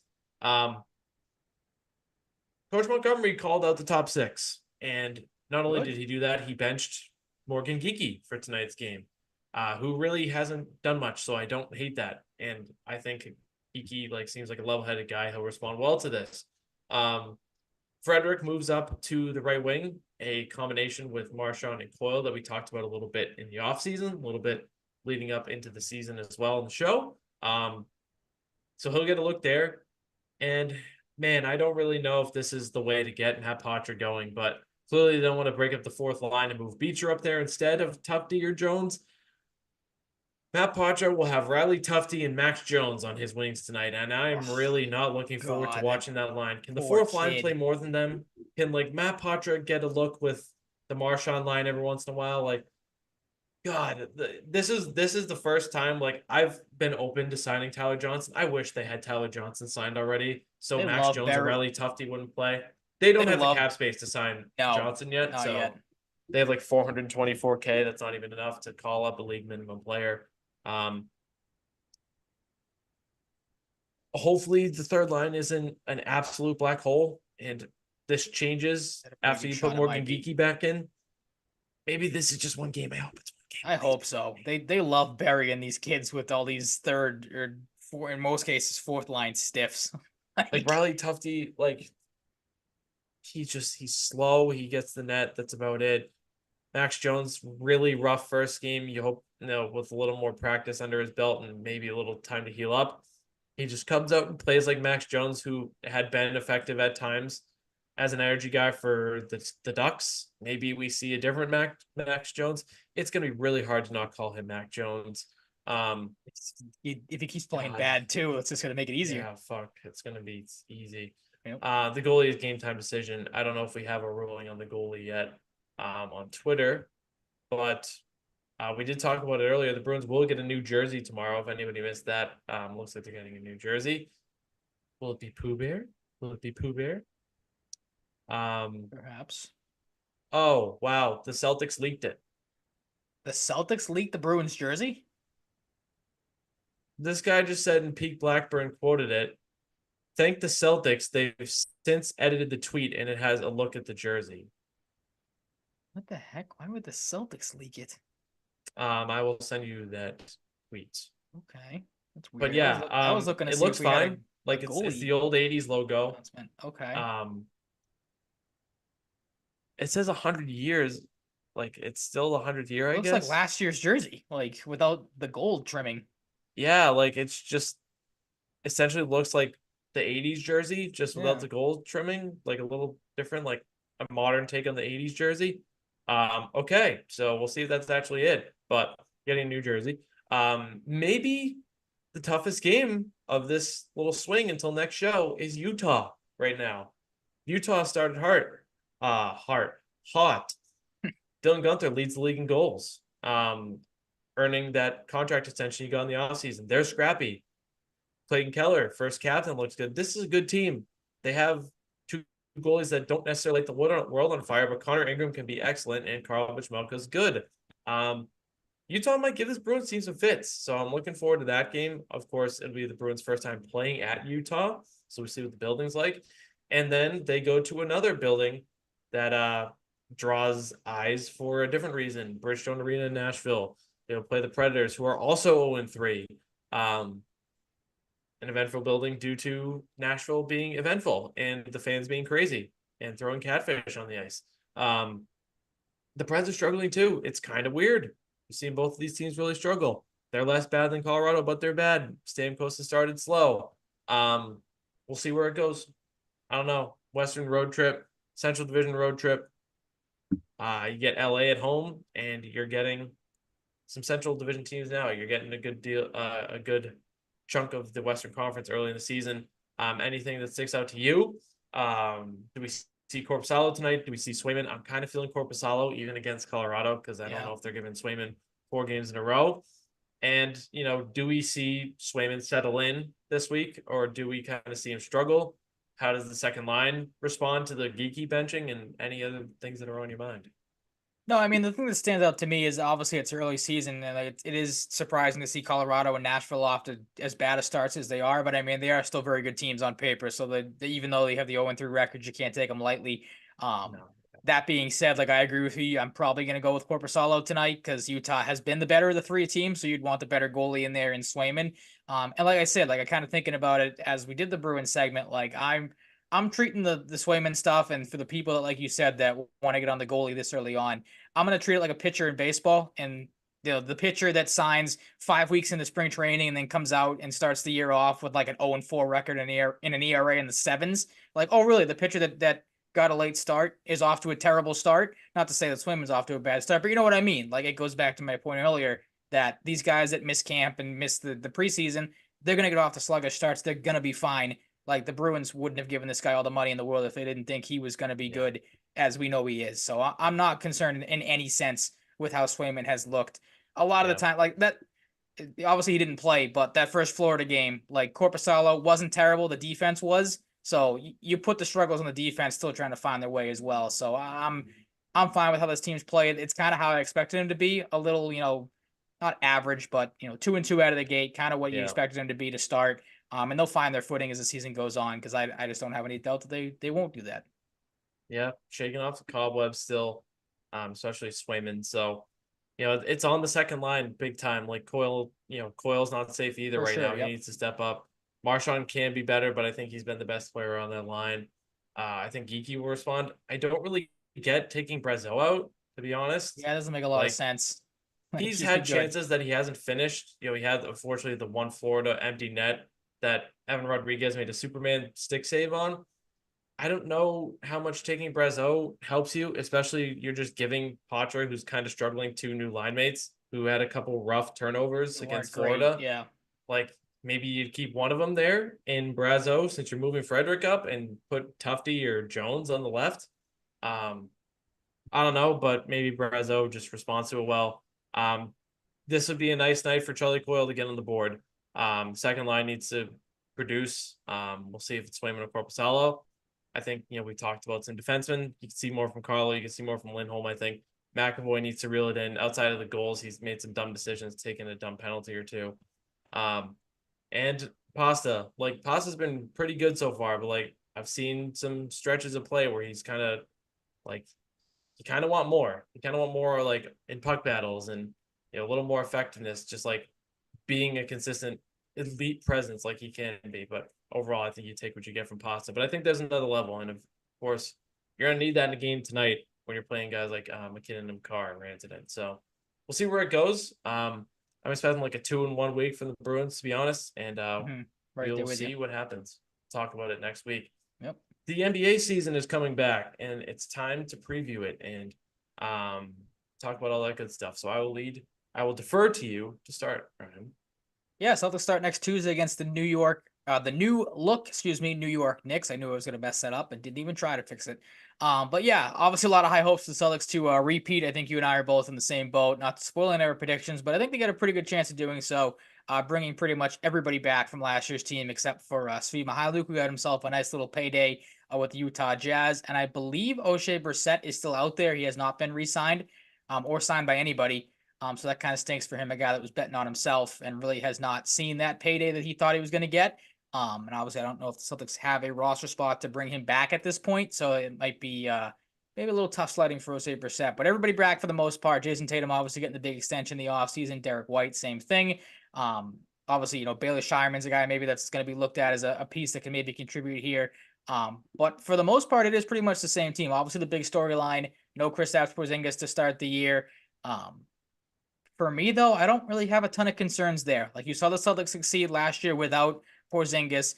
You're getting a year of Xavier Tillman, a full year of him in the Celtics uniform, so he's obviously going to be more comfortable here. Luke Cornett, who I know was kind of looked at as a jokey guy, he's looked excellent in the preseason in the games he started. Now, I'm not saying Luke Cornett's going to be the next Porzingis and fill in and be averaging a double-double for the Celtics, but he's been very good. Horford's been getting his rest in the preseason, so you got to think he's going to come in and be ready to go. And Neemias Queta has looked very good in the preseason as well. He's a guy that's going to have to play more minutes with no Porzingis so to start the year.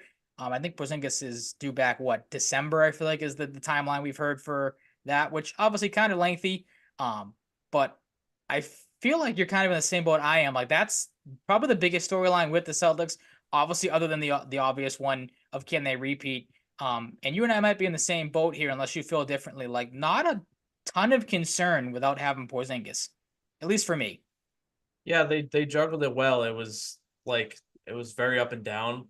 So December, if it's it gets to that point, is it like this team's still too deep for me to worry about like this costing them a bunch of games or costing them really many to begin with? Like I think this team's just really equipped well coaching and depth wise and obviously high end skill wise to live without it. Like it's gonna be glaring sometimes, but like I think they're gonna be fine. They're still the best team in the NBA. Yeah, I'm right there with you. We could jump right into that with obviously our standings predictions and everything. Good segue there. I will kick it off. Talking highly about those Boston Celtics. It's still their conference to lose. It's still their league to lose. I think they're going to reign supreme. Obviously, there's plenty of storylines with this team going in. We touched on maybe the more negative one in Porzingis being out.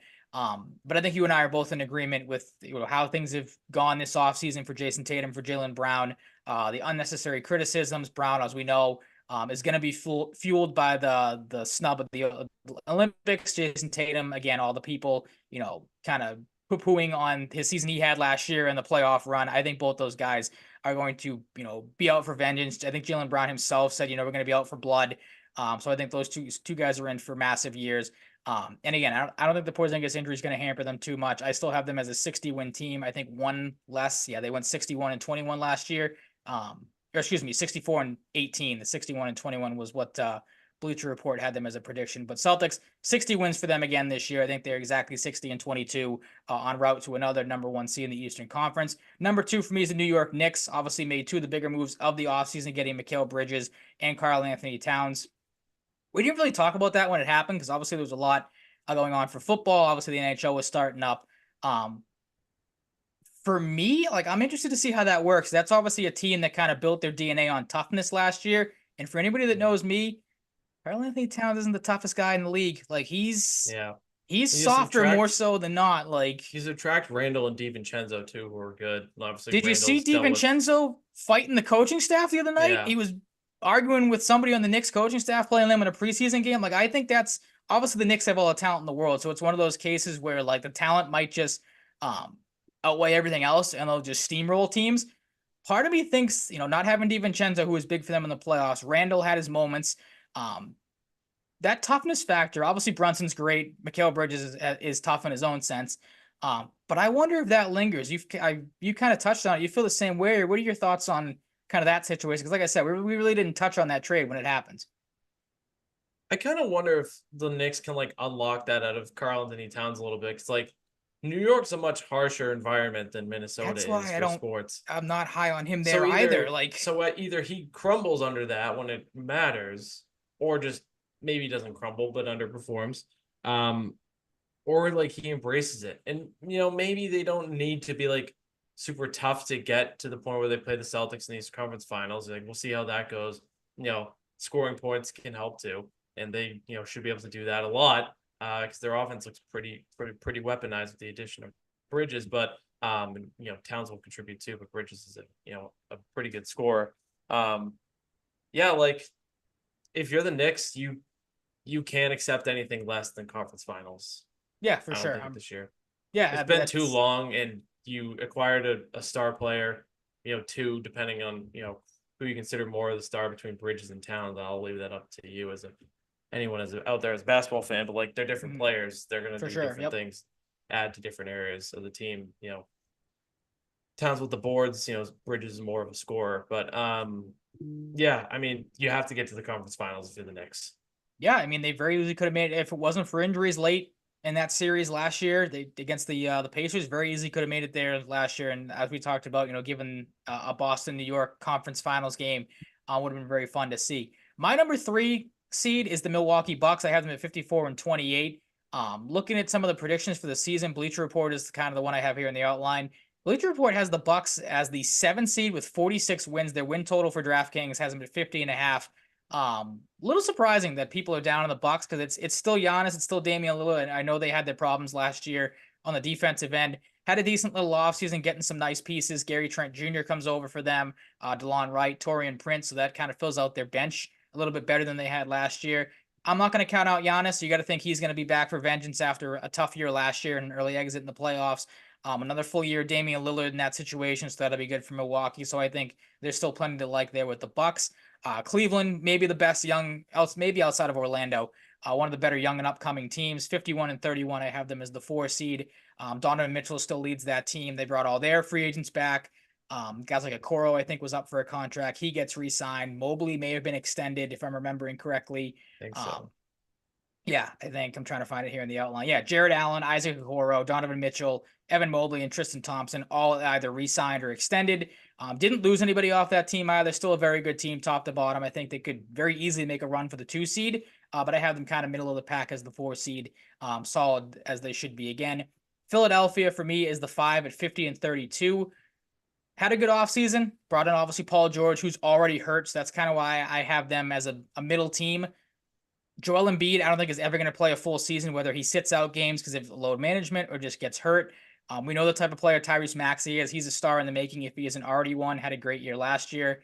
Gershon Yabusele is back in the league. Yep, I found that out last night. So that big Olympics for him got him a nice chance to rejoin the NBA. And sucks that he's on the 76ers, but speaking of former Celtics, shout out to Aaron Baines.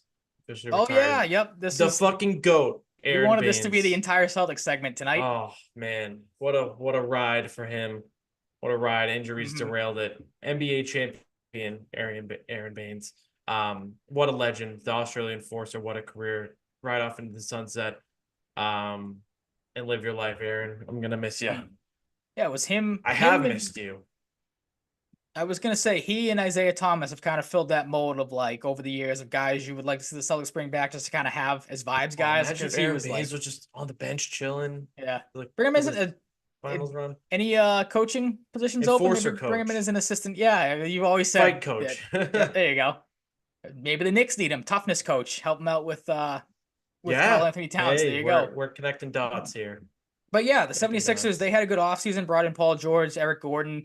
Caleb Martin's a nice get for them, as much as we don't like Caleb Martin here for the player that he was with the Heat. That's a good find for them. And like you said, Yabusele, if he can kind of tap into that Olympic performance that he had, he'll be a solid piece for that team. But again, there's just too many concerns with injuries for those, they're big two, and Paul George and Embiid.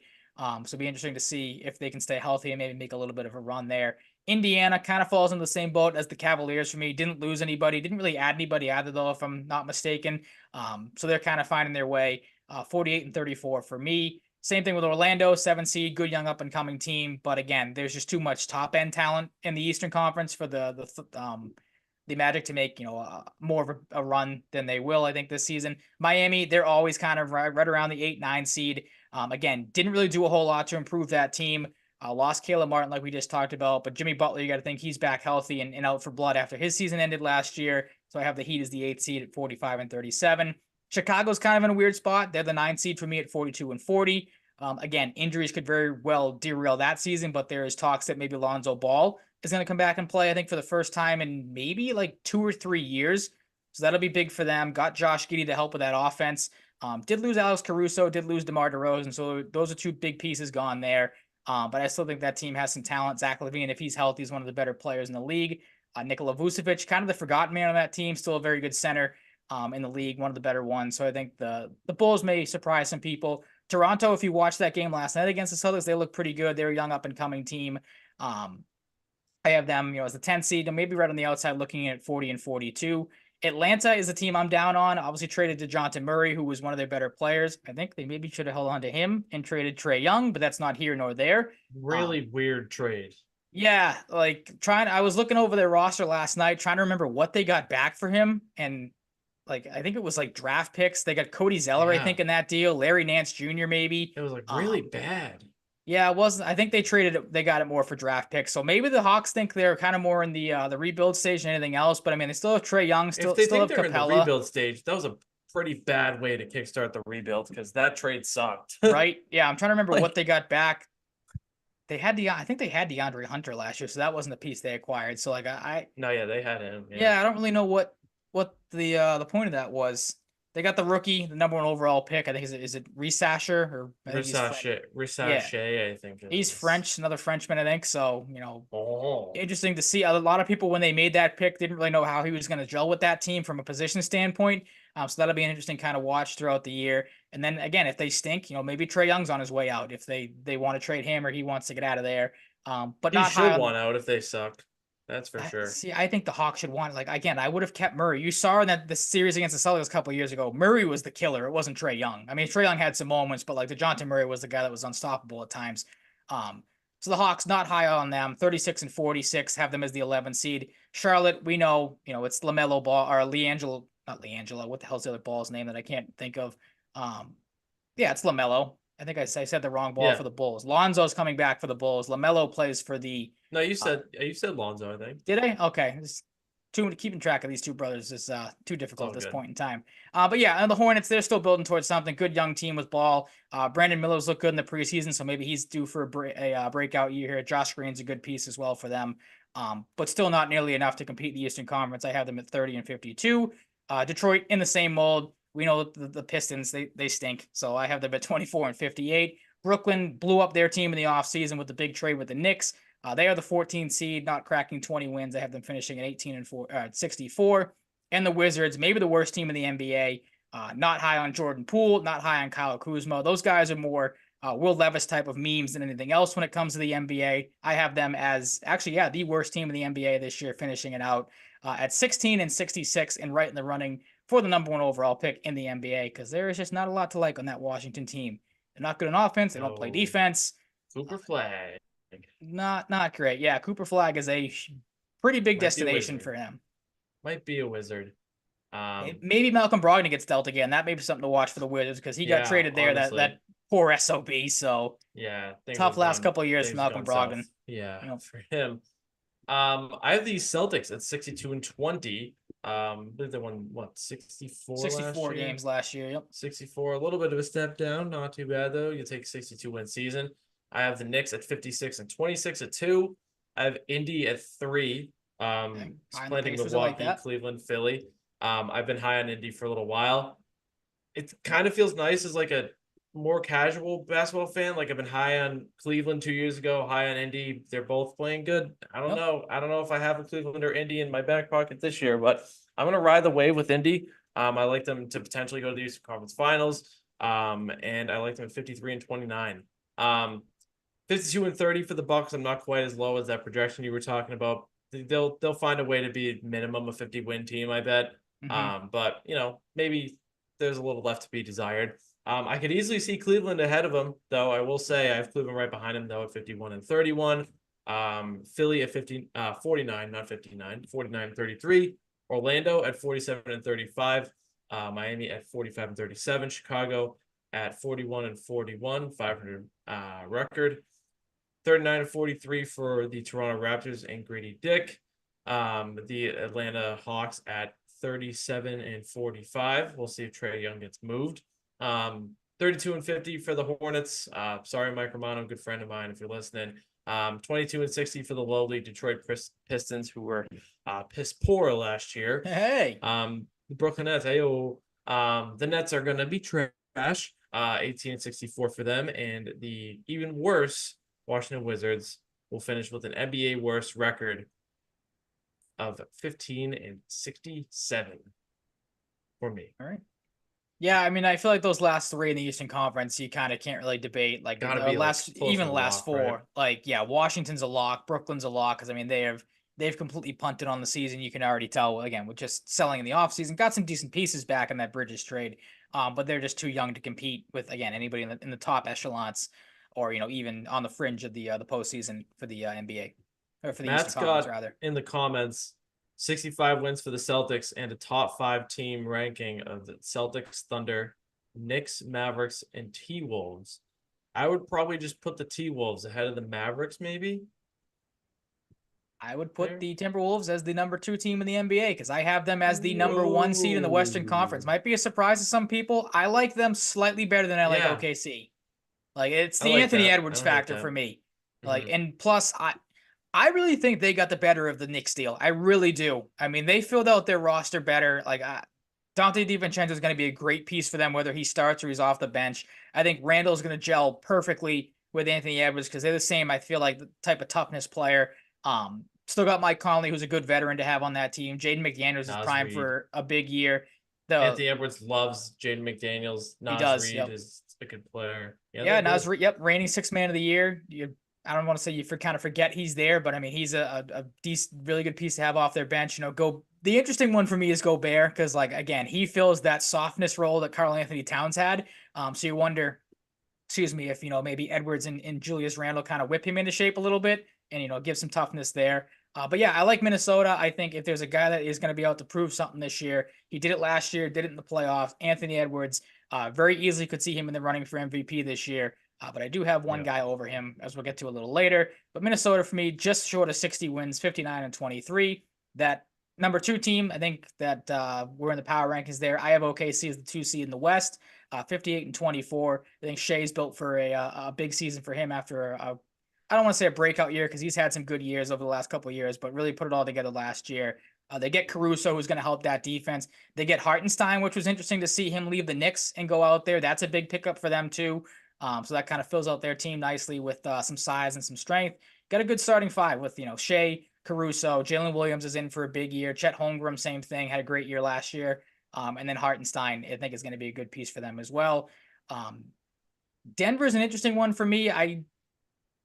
I struggle with Denver because I mean there is the top end talent of Jokic and Jamal Murray, but that team is losing pieces left and right over the last couple of years and really haven't done a whole lot to replace him. They got rid of Kentavious Caldwell-Pope and putting a lot of pressure on a young kid, and I think Braun is his name, who's good. Don't get me wrong, but Christian Braun. Yes, yep, Christian Braun. Good pull, good job.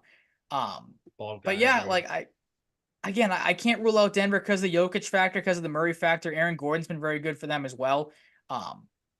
But it's just something about them. Like I feel like they're slipping a little bit. Teams around them are getting better. So I have them as the 3 seed at 50-32. But I'm a little weary of that. I feel like they could finish a little bit lower. Dallas, the reigning Western Conference champions, of course, have them in the 4 seed, tied with Denver, or 2 games less than Denver at 50-32. Klay Thompson will be an interesting piece for them to see if he has anything left in the tank after a rough exit in Golden State with that game not hitting a single shot. Sacramento was the 5 seed. Obviously, get DeMar DeRozan to go along with Domantas Sabonis, and they didn't get to Dejounte Murray. I got them confused with the next team I have there. couple of teams that wear purple. But Sacramento should be in for a bounce back season. Sabonis obviously know what he brings to the table, and DeRozan will be a good piece to have with that team. So I have Sacramento 49-33. The New Orleans Pelicans, they were the team that got Murray to go along with Brandon Ingram, Zion. If he can stay healthy, that team could skyrocket in the Western Conference. But again, kind of like the 76ers, that's the big concern with them is if Zion stays healthy. Brandon Ingram's been banged up, I feel like, the last couple of years, so there's some injury concerns with him. But could very easily see them as a 6 seed, 48-34. Phoenix, I have them as, excuse me, no, I'm reading off of yours. What am I doing? I scrolled down too low. I was going to say, I think you're reading off mine. I apologize for that. So I kind of gave away some of your picks. I have New Orleans as the 5, Phoenix is the 6, excuse me, at 47-35. Again, big trio there of Booker, Durant, and help me out here. I'm drawing a blank on the last guy. Thank you, Bradley Beal. But again, injury concerns. So if two of those guys go down, Phoenix slip a little bit. But again, the superstar factor there is through the roof, so that very easily could be carried to the playoffs by those guys. Sacramento, I have as the 7 seed. Again, DeRozan, good pickup for them. Sabonis, we know what he brings to the table. Lakers at 8. Again, can never count out LeBron, even in his getting up there in age. Anthony Davis still very good as well. Lakers 45-37. Golden State for me is the 9 seed. They bring in Buddy Hield, good replacement there. I think maybe a better replacement at this point in time than Klay Thompson. So it'll be interesting to see how the dynamic with him and Steph work out. Golden State for me 43-39. Memphis is an interesting one. I wanted to put Memphis higher. John Morant's back. You hope he plays a full season. Marcus Smart, you hope plays a full season, and that team is healthy. They get potential Rookie of the Year favorite in Zach Edey, who I think is the betting favorite right now to win that. He's looked very good in the preseason. But again, you don't really know with Memphis. They're a young team. They're at times an immature team, as we've seen in the past. And again, couldn't stay healthy to save their lives last season. Had a lot of guys out throughout most of last season. I have them as the 10th seed. Again, kind of falls into the case of there are teams with just better all-around talent, and there's too many questions about Memphis to have them as a legit contender just yet. So 43-39 for me. Houston 41-41. Saw a lot of people high on Houston, but again, there's just some questions with that team. Van Fleet's a nice get for them from a couple years ago. Dylan Brooks, very good piece as well. Seguin's been very good for them, but again, just can't put Houston any higher than 11 because I think there are teams that are better all around talent-wise. The Clippers obviously lose Paul George. There's injury concerns with Kawhi Leonard as the season goes on. You don't really know what he's going to look like. Did pick up some nice pieces, Derek Jones Jr., Nicholas Batum to fill out that roster. But again, just more talent in the Western Conference. The Clippers, I feel like, could slip this year, be more on the outside looking in than anything else. And then the final 3, San Antonio, Victor Wembanyama's primed for a big second year. Chris Paul's a nice get for them as a veteran piece.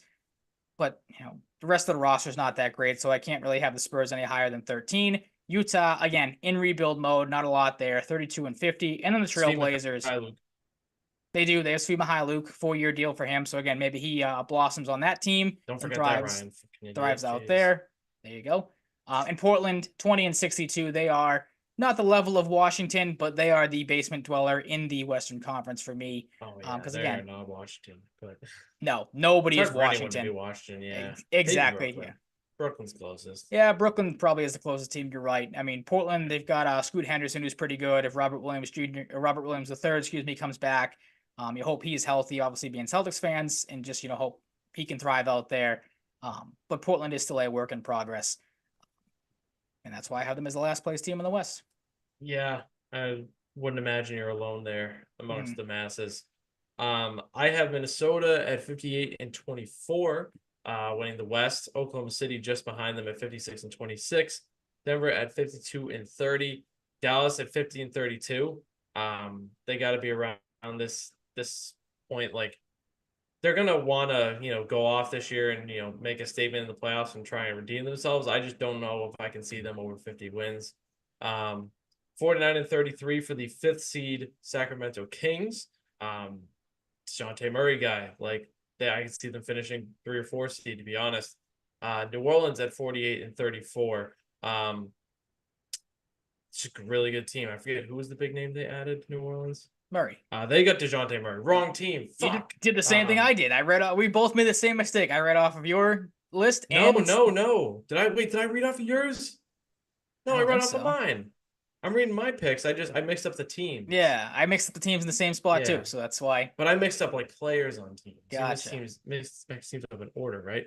Yes. Yeah. So Sacramento, So who did fucking? Now I got myself all mixed Sacramento up. got DeMar DeRozan. New DeMar Orleans got DeRozan. Yep, DeJounte Murray. yep.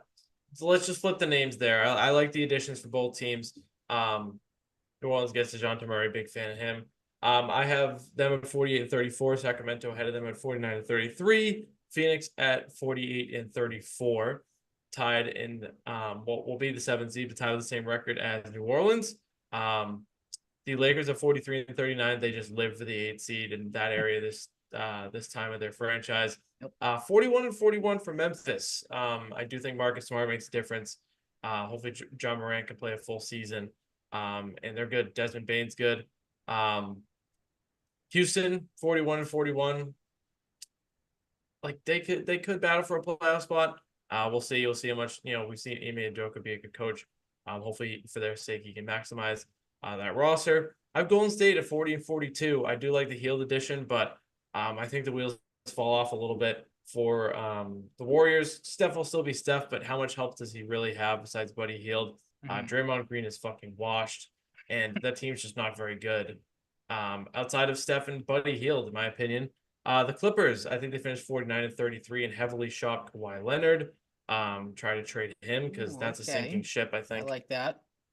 San Antonio, 36 and 46.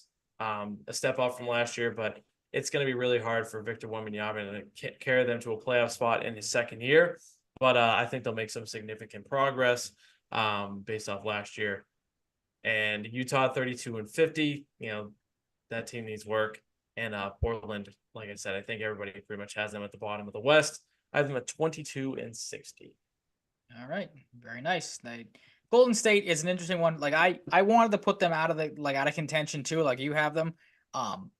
There's a couple of teams though. It's like, all right, you have the superstar player. Like it wouldn't surprise me if Steph carries you for most of the season. So it is good that you bring that up. And obviously people think that when it comes to the Warriors, but it is one of the lesser Warriors teams I feel like than they've had in a while. And like that's why I said I'm interested to see how much of an improvement Hield is over Thompson, because there were times last year where it was just Steph Curry out there, and it still carried them to pretty close to a playoff spot. So like that's why the Warriors are such an interesting deal for me. Like they could be better with Buddy Hield, but like other than that, didn't do a whole lot to improve that team from what they were last year. So it is an interesting spot for them to be in.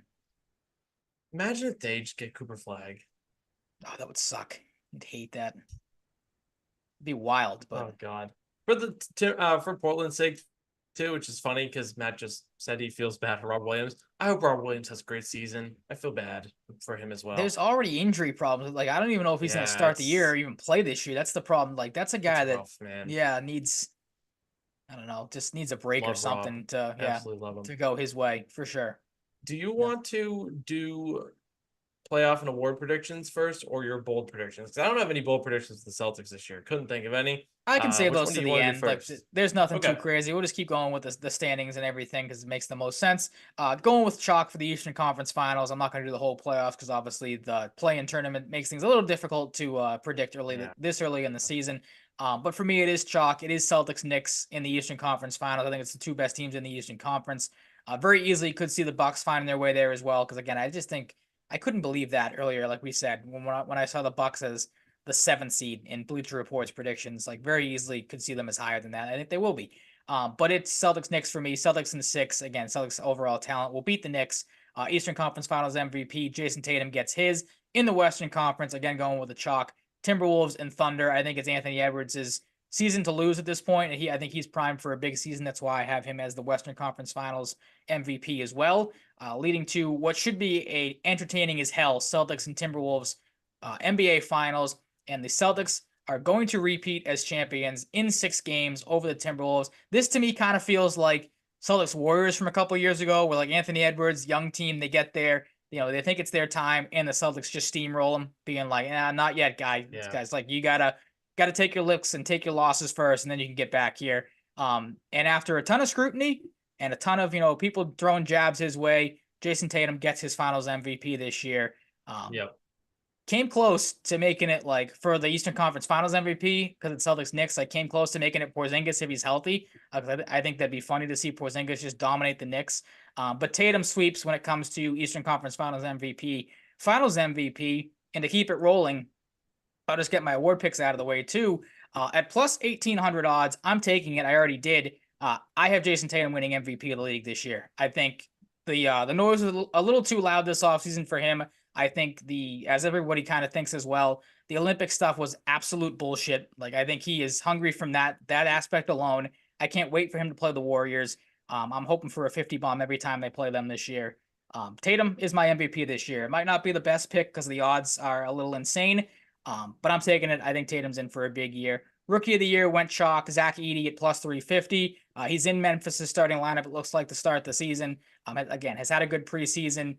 Is going to be a guy that is looked at as a pretty big piece of that opening rotation to start the season. So I feel good about that pick. Defensive player of the year, I think it's going to be obvious. It's Wembanyama.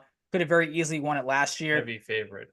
Yeah, absolutely. He is, I think, the only minus favorite across the board for any of these awards at minus 170. Sixth man, this one kind of seems like chalk as well. Malik Monk, he thrives in that role for Sacramento. They're going to need him to, with how that team is set up to go this year. Plus 425. Most improved, this was an interesting one for me. Kind of went back and forth on the two OKC teammates, but I ended up with Chet Holmgren, who was plus 6,000 to win that. But he was excellent last year for them. Really came on and kind of found his footing towards the end of the season. Was a big piece for them. Was a nice little 1-2 punch with Shai Gilgeous-Alexander. But I like Chet Holmgren just for the odds alone to win that award because I think he's in for a very big year. Yeah, it's pretty nuts. Yeah, especially with it was at times it was Shai and Giddey. Like now I think it's going to be Shai and Holmgren, and he'll have a very good season. So seeing those odds, I'm like, I'll get in on that just to see if he can maybe kind of pull ahead of some people and maybe win that. And then coach of the year, it's never the best coach for the best team. I think he should have won it last year with how dominant the Celtics were. I'm going with Joe Mazzulla again. He was my pick last year. I think he should have won it last year. Plus 1,000 odds. Give me Mazzulla to win coach of the year and just the Celtics just dominate everything because I think that's what they're going to do this year. I think they're out for vengeance. Not that they need to be because obviously they won it last year, but all the people doubting the run last year, all the noise, all the crap that happened in the offseason with Brown and Tatum, I think I can't say it enough. I've sound like a broken record here, out for blood, and it's just going to dominate their way through this league this year. I love it. I really do. Yeah, I don't know if the Missoula one's going to hit, but I like everything else. But I wanted to go Pacers in the Eastern Conference Finals over the Knicks. But I just think the Knicks did more in the offseason. And, they have Jalen Brunson on top of, a good team they already had with potential. I'm going Celtics over Knicks in 6 as well. With Tatum as Eastern Conference Finals MVP. Timberwolves over the Thunder in 6 as well. Like you, I have the same predictions for the playoffs. Okay. Anthony Edwards as Western Conference Finals MVP. Then Celtics over T-Wolves in 6. With Jason Tatum getting his Finals MVP. I think he won't be denied this year if they get there. For regular season MVP, for me, it's kind of like I really think this is a year, maybe the year Tatum should win, but he's got I do love this pick, though. like he's got he's got such a deep team around him. Mm-hmm. Like they'll use that against him, and they're like, oh, Jalen Brown's like really good too, Derek White, whatever, like whoever.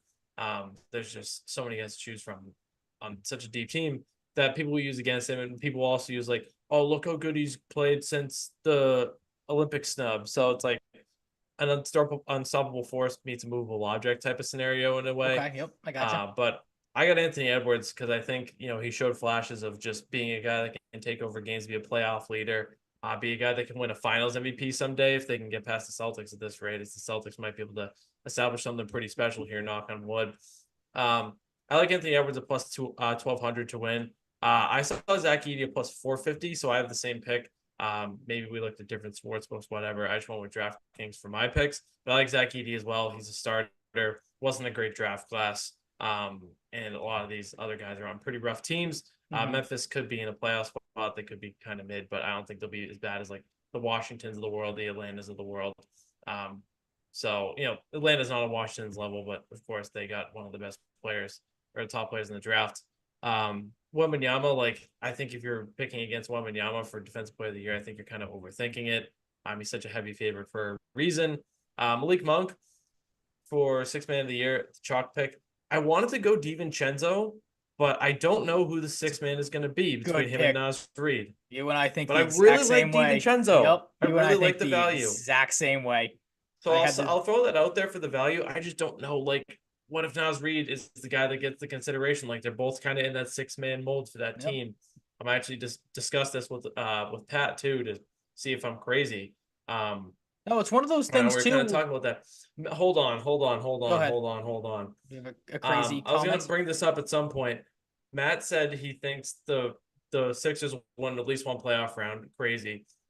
His MVP this year Depends on who is they go up Carl against. Anthony Towns. That's terrible. Matt. That's a terrible pick.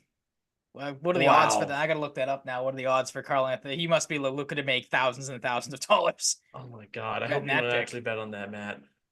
No offense, kind Not of even, not offense. even an MVP. He wouldn't be Um, my first pick from the Knicks to win MVP this year if I'm picking. I almost picked Brunson. Funny enough, I went between Edwards, Tatum, Brunson. Yep. Most improved is Wemby. I think he's just poised for a monster year, even though he was really good last year. I like just Wemby the most here to win it. I was an interesting field if you look at the top betting favorites, candidates for most improved. And I'm going Jamal Mosley for coach of the year with the Orlando Magic. Same odds as Missoula plus 1400s. I like Jamal Mosley out of Orlando.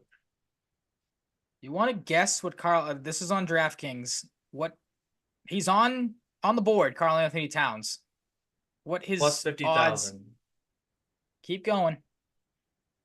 Plus 75,000. Ooh, close. Plus 70,000 for Carl Anthony Towns to win MVP this year. Yeah, Durango, that's a tough pick, buddy. Hate to say it. The highest. He is tied with a lot of people. But I was trying to see like who the last person was or the last choice. The last choice to win MVP is Zach LaVine. Like you're just throwing money away at that point. Yeah, Like hold the number. that's pretty bad.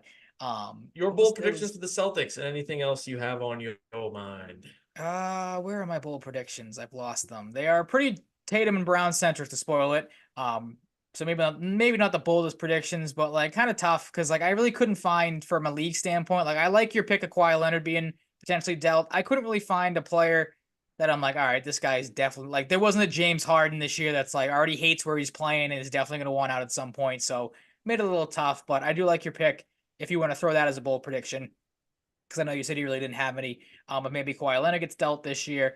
For me, though, Jason Tatum, Jaylen Brown, I think they're just on a revenge tour, an FU tour for this league. I think they both make the All-Star game for the Celtics. I think they both make All-NBA teams. Tatum on the first, and Brown once again makes the second. And I did throw a Derek White. I forgot about that. So they're not all Brown and Tatum-centric. Jaylen Brown, after getting absolutely snubbed last year, and Derek White, who did make this team last year, both of them make all defensive teams. No Drew Holiday this year. Someone's got to be out if Brown gets in. I hate to do it because I think Drew Holiday's in for another big year in the defensive end of the ball, of the court. But I think Brown, again, there's too much pointing that he is going to have just one of the biggest FU seasons we've ever had. So much so that I think he is going to set career highs in multiple stats, including points per game, which his best is 26.6. Rebounds, which is 6.9, could very easily see him, especially with no Porzingis. Someone's going to have to get those rebounds early on in the year. Could very well see it being Brown and averaging more than 7 rebounds a game. Steals, it seems like he's a shoe-in for more than 1.2. That was his career high a couple times in his career. And blocks, just 0.6. All new career highs for Brown coming up this year. As for Jason Tatum, I think he'll set career highs in assists. His career high is 4.9. Rebounds, 8.8. Same thing. I think someone's going to have to fill in for Porzingis while he's out. We saw Tatum pretty much average a double-double in the playoffs last year when it came to points and rebounds. So I think he very easily could match that again this year. And I think the Celtics, they came close last year, but I think this is the year they do it, especially with Missoula Ball. They're letting it fly on the preseason. The Celtics will set the NBA single-season record for most three-pointers in a season, which is held by the 2023 Golden State Warriors, which finished with 1,363 threes made that year. The Celtics came close, as I said, to breaking it last year. They finished with 1,351. If you watch the preseason, or even just a little bit of it, everybody is shooting threes. Tillman's letting it fly. The rookie from last year, Jordan Walsh, he's letting them fly and he's hitting them. So I think they are primed for a massive year when it comes to three-pointers. And again, someone's gonna have to pick up the slack with Porzingis out for a little while. I was just gonna say that their inside game might struggle a little bit if they don't have Porzingis. Not that he's a huge paint player. He can hit threes in his own way. But yeah, someone's gonna have to hit those threes that they're missing from him, and maybe their inside game struggles a little bit with no Porzingis. Again, not that Al Horford's a big inside player. Tillman, Cornette's not a huge, threat to score, of course. But I think this is a prime year for them to just, as they have done in years prior, let it fly. I'm sure people will be upset by that. You're going to get the people that are like, you're shooting too many threes, but if they're going down and they're beating the crap out of everybody, Yeah, it kind of worked last year. yeah, exactly. Like, it shouldn't be too much of a problem. Like, Like Steph Curry talked about like how good they were and how they'd get up and just suffocate you with 30-point leads and you just can't really come back. that you Like did it to everybody last year. That's a Steph perfect way Curry to look said at it. that. Yeah, yep. He knows a thing or two about doing that, so Yeah, like come on. Yeah, can't complain too it's just much. there's not a scenario where I envision them not going back to back. So see how that goes.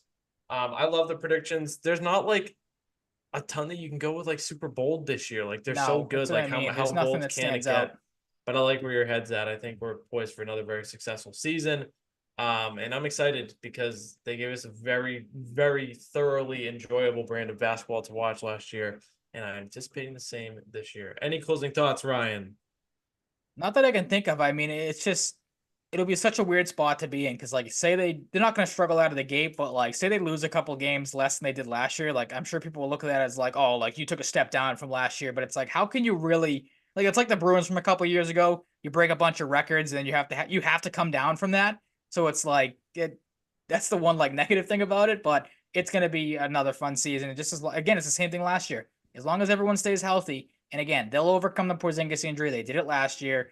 They're too deep not to. Like I expect guys to step up as we saw them do last year.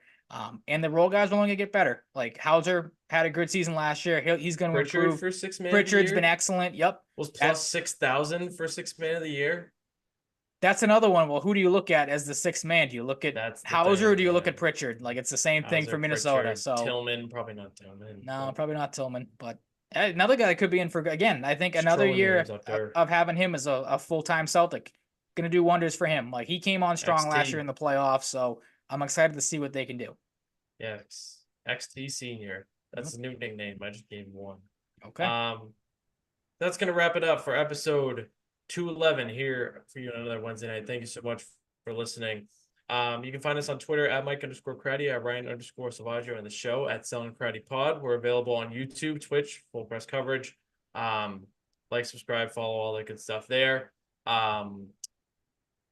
Spotify, Apple can rate and review. Podbean, Podchaser. We're on TikTok, throw Salvaggio and Cratty into the search bar. You can find us all over the place pretty much. Thanks again for listening. New and old listeners, we appreciate you. We'll see you next week. Stay safe, stay healthy, be nice people. Go Bruins.